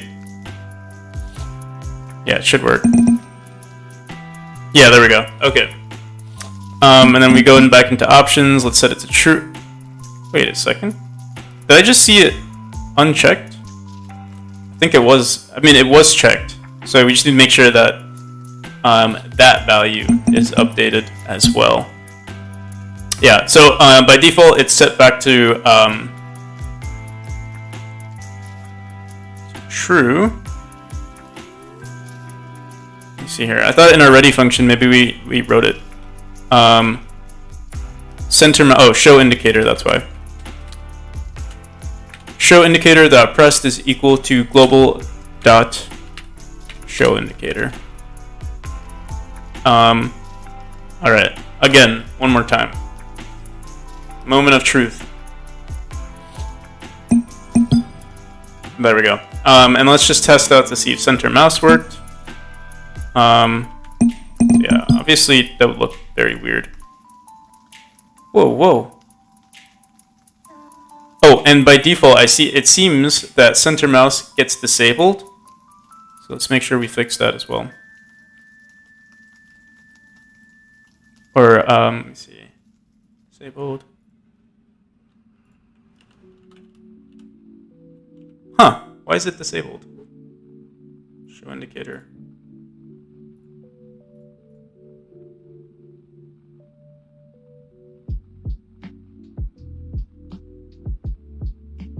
Oh, I think what I did was I clicked on controller settings. Let me see.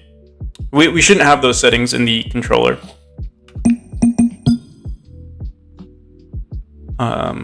Center mouse is clicked, and if I were to save this, center mouse is not clicked. What the hell, man? Show indicator. Show indicator works. Center mouse.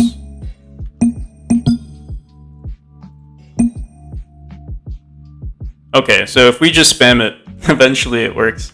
That is not ideal, right? So let's look at... This would be... I'm trying to think here. So our show indicator works properly. Center mouse doesn't work properly. Wait, let's see. At our first instance,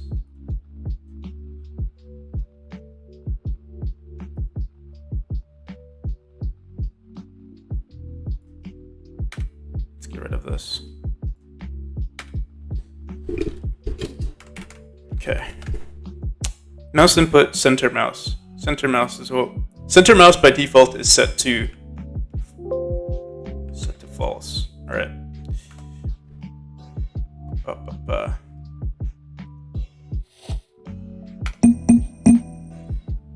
Go into options, keybinds, set this to true, click save, and our mouse is centered.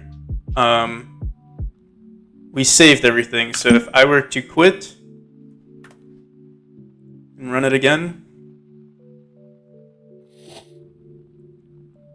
the mouse is no longer centered. It goes back into the original thing here. So I think we have to go into our mouse position indicator. Yeah, in our ready function, we want to check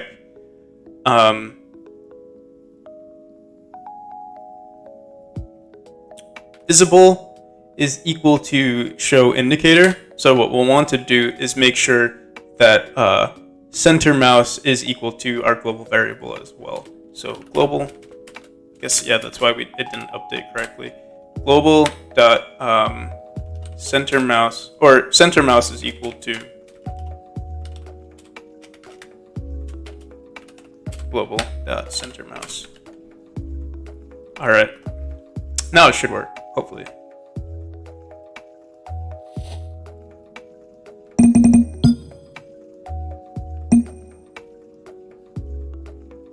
So if we go back, let's do this.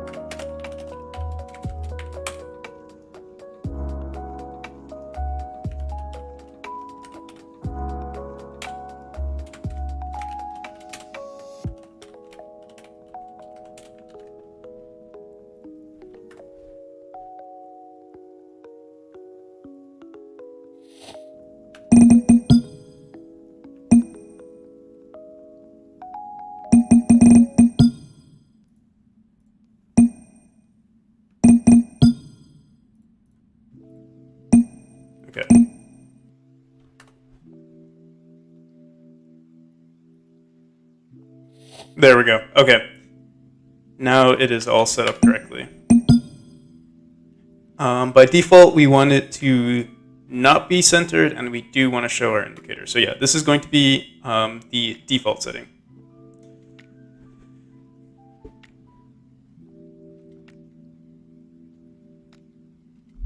Downwards when you're on a spring and you get so much power? Do you really? I remember originally I had a setting where you would dash farther if you were to... you would bounce further if you dashed into a spring. But I thought I removed that since then. Let me see. Oh.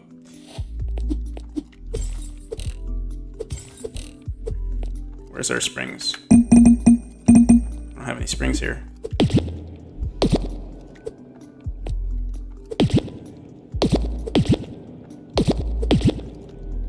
I should also change the image of our mouse.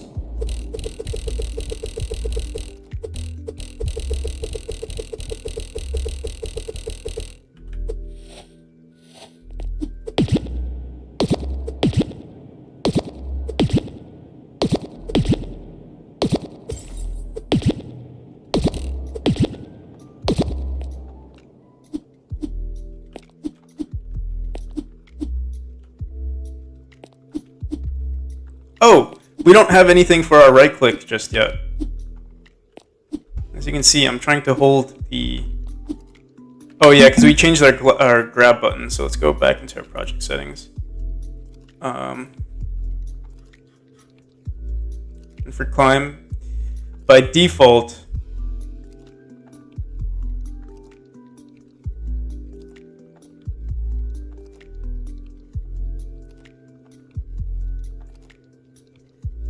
yeah, we should put this into our config file as well. I'm surprised oh yeah, because we have it set as left click. So for now, I'm gonna hack it. We're just gonna say or right click. So in our climb settings,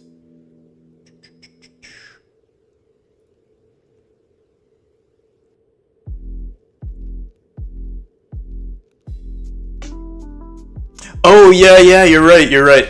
That's true. If you like dash, yeah, I know exactly what you're talking about.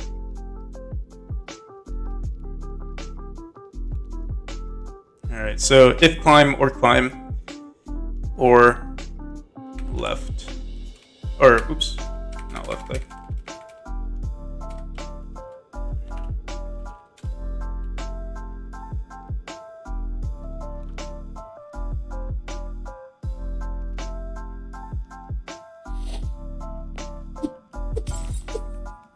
So like if you do this, right? Oh wait. No, I forgot how it... Yeah, like that. I remember seeing it happen.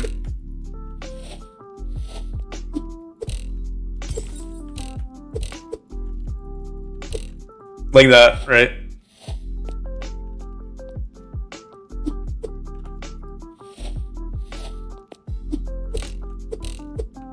Well, it's gonna be a tech, you know. Oh, there's also I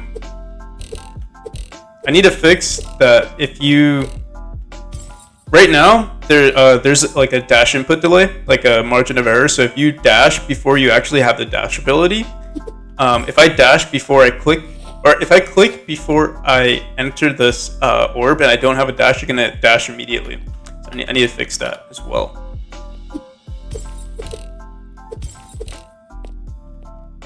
It's a little buggy here.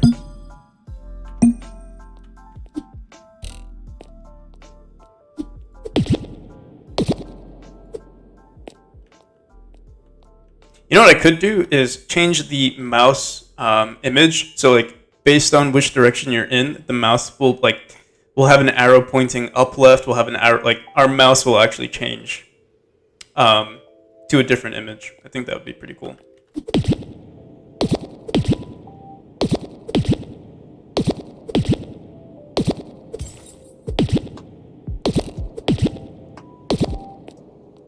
You know, I feel like this game could definitely be played with just one mouse. Like if I could somehow bind movement to like, I'm trying to think. Like you move with right click.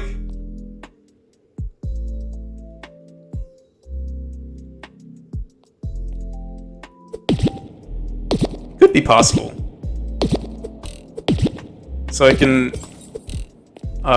you know, so that people with, you know, maybe if someone just has one arm or something, they could technically still play the game.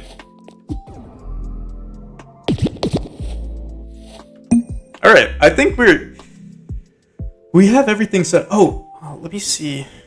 Let me see something. I was supposed to go into a call today, but I don't know if they responded. Oh, okay, cool. Yeah. So I do have to leave in like 15 minutes or so.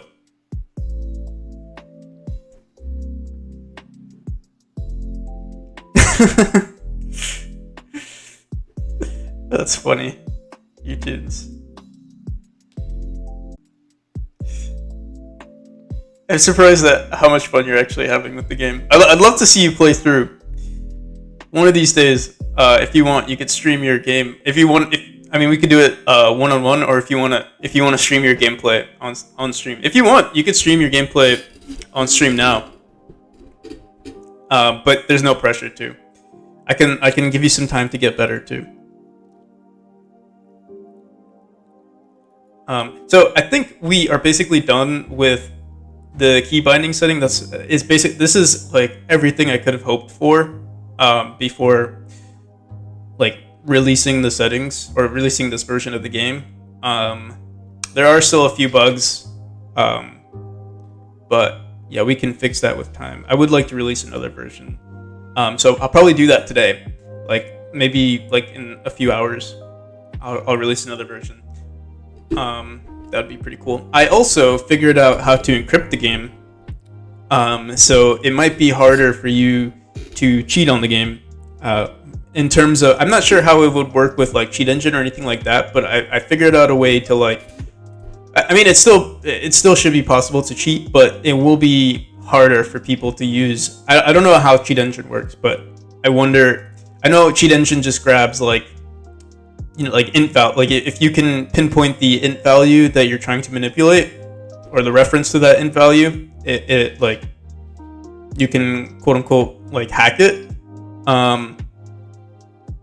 But yeah, we'll see.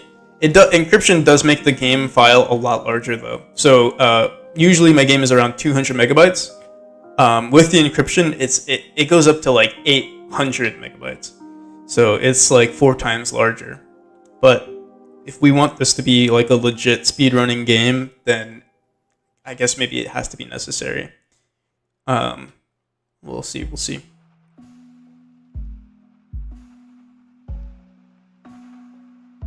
All right, yeah, let's do it. We'll have a fun.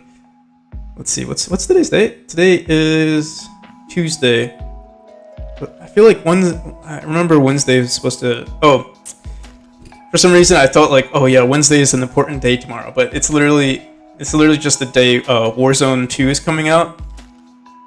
So like I have it marked in my head as like an important day, but it's literally just a video game day. I'm probably just gonna play late at night.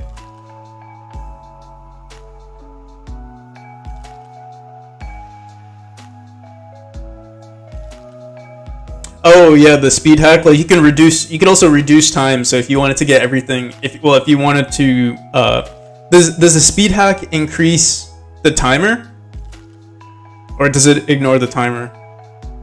I would assume it includes the timer, but I don't know.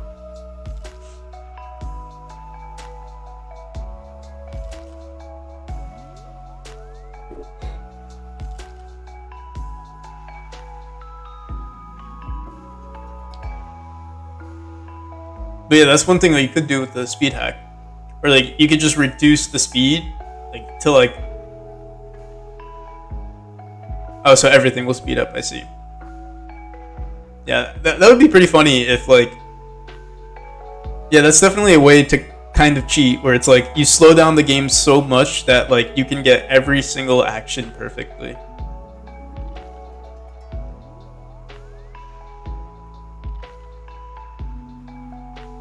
Yeah, I remember using that for I remember playing Mountain Blade and I used that speed function to like run around really fast. And I remember I used to play this game called War of the Roses, and I never did it, but I remember a lot of people would, I don't know if they were using cheat engine, but they would speed up their gameplay so that they would like run around really fast and kill people.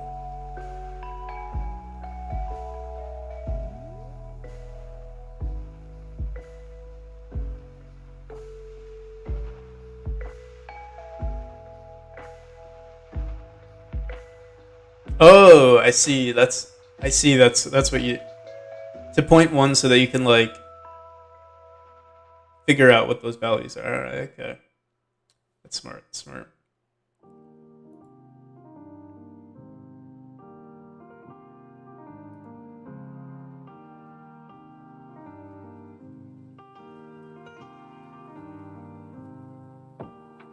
Oh, Utunes. That's great. I just read your DM. That's cool.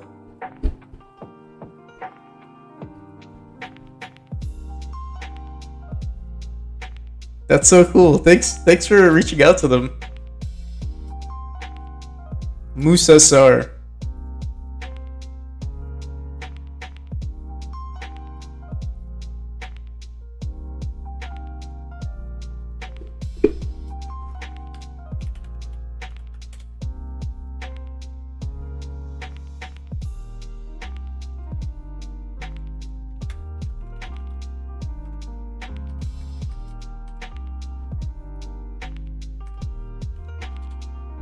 Oh, Moose Speed.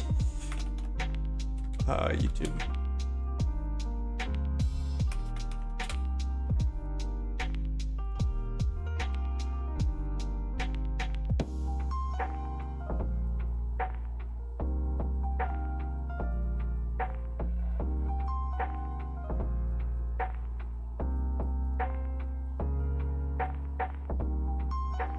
Oh, whoa! He does speedruns for everything.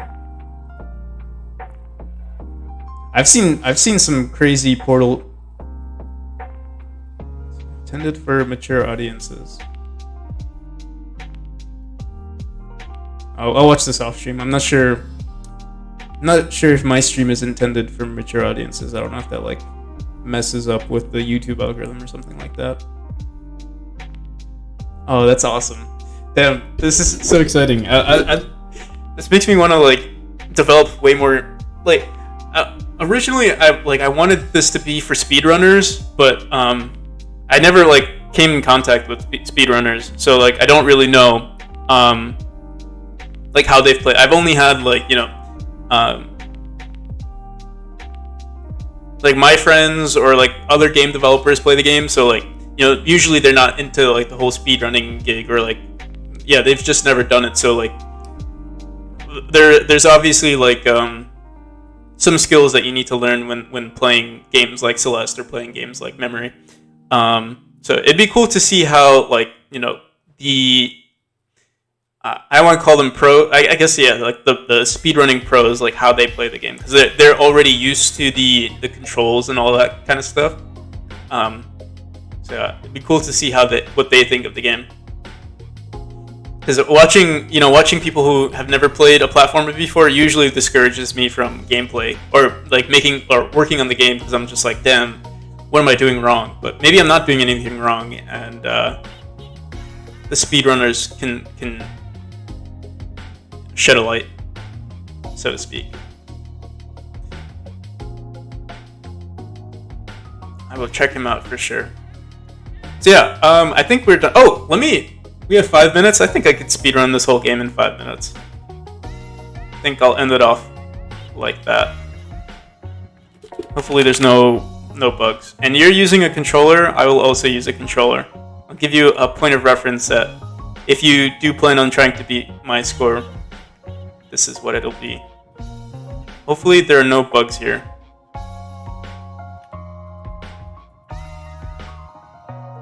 Under 5 minutes, that's exactly what I'm going to aim for. Oh.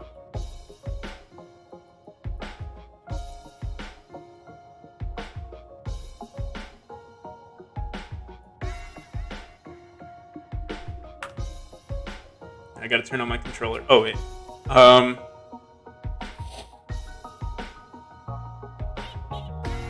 Okay. Let's do this. 3, 2, 1. Oh my god, I'm actually nervous. Alright, we're speedrunning this. Oh wait, let me get rid of this.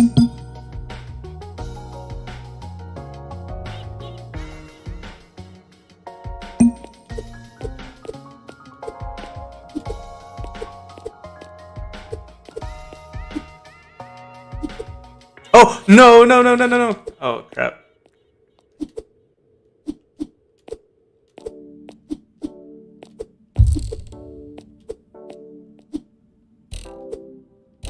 I just realized there's something that can cause the game to lag, and that's because we're adding invisible tiles to our game this whole time. So as the game progresses, it's actually getting more.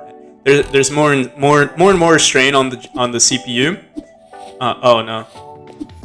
But yeah, that's an easy fix. I'm sure there's a lot of things that are inefficient with the game, but that's one of them.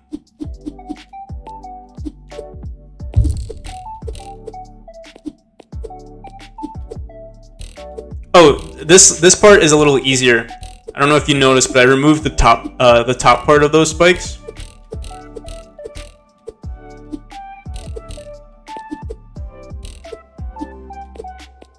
Because I noticed a lot of people were dying on it.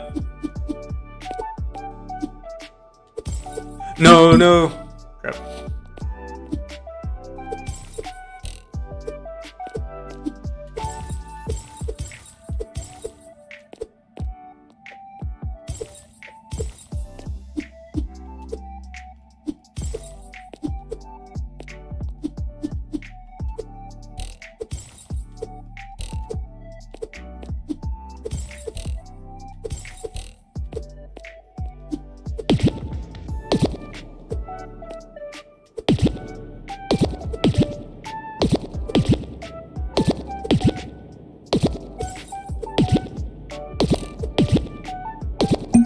Before we continue, let me.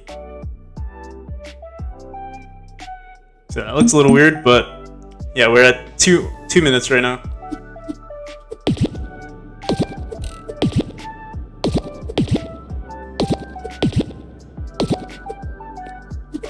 I wish there were more text for me to do, because right now my game is I need to make the game less linear.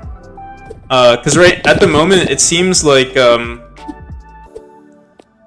the only way you could speedrun this game is not by any not exploits, but the game is pretty linear, so there's only one path that you can take, and the only thing to optimize is just being pixel perfect. I mean, I guess that is what speedrunning is, but I'd like for there to be more variation in those moves.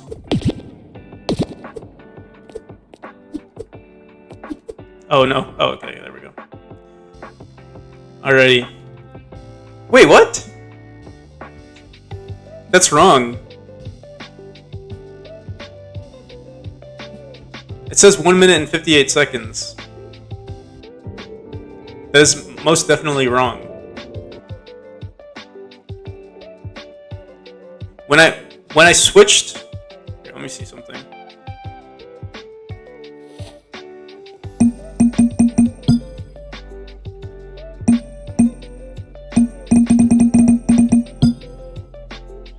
We're at 1 second here.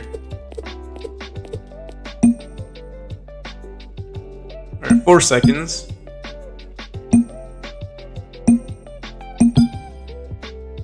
What the hell?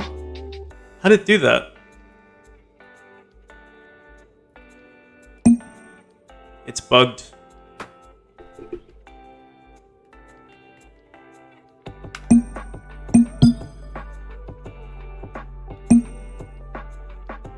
Why did it say 1 minute and 58 seconds?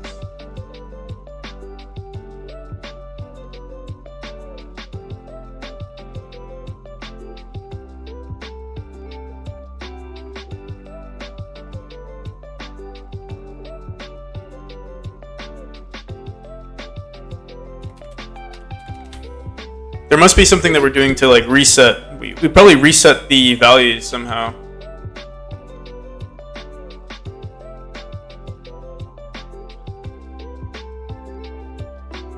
Let me see. I gotta go.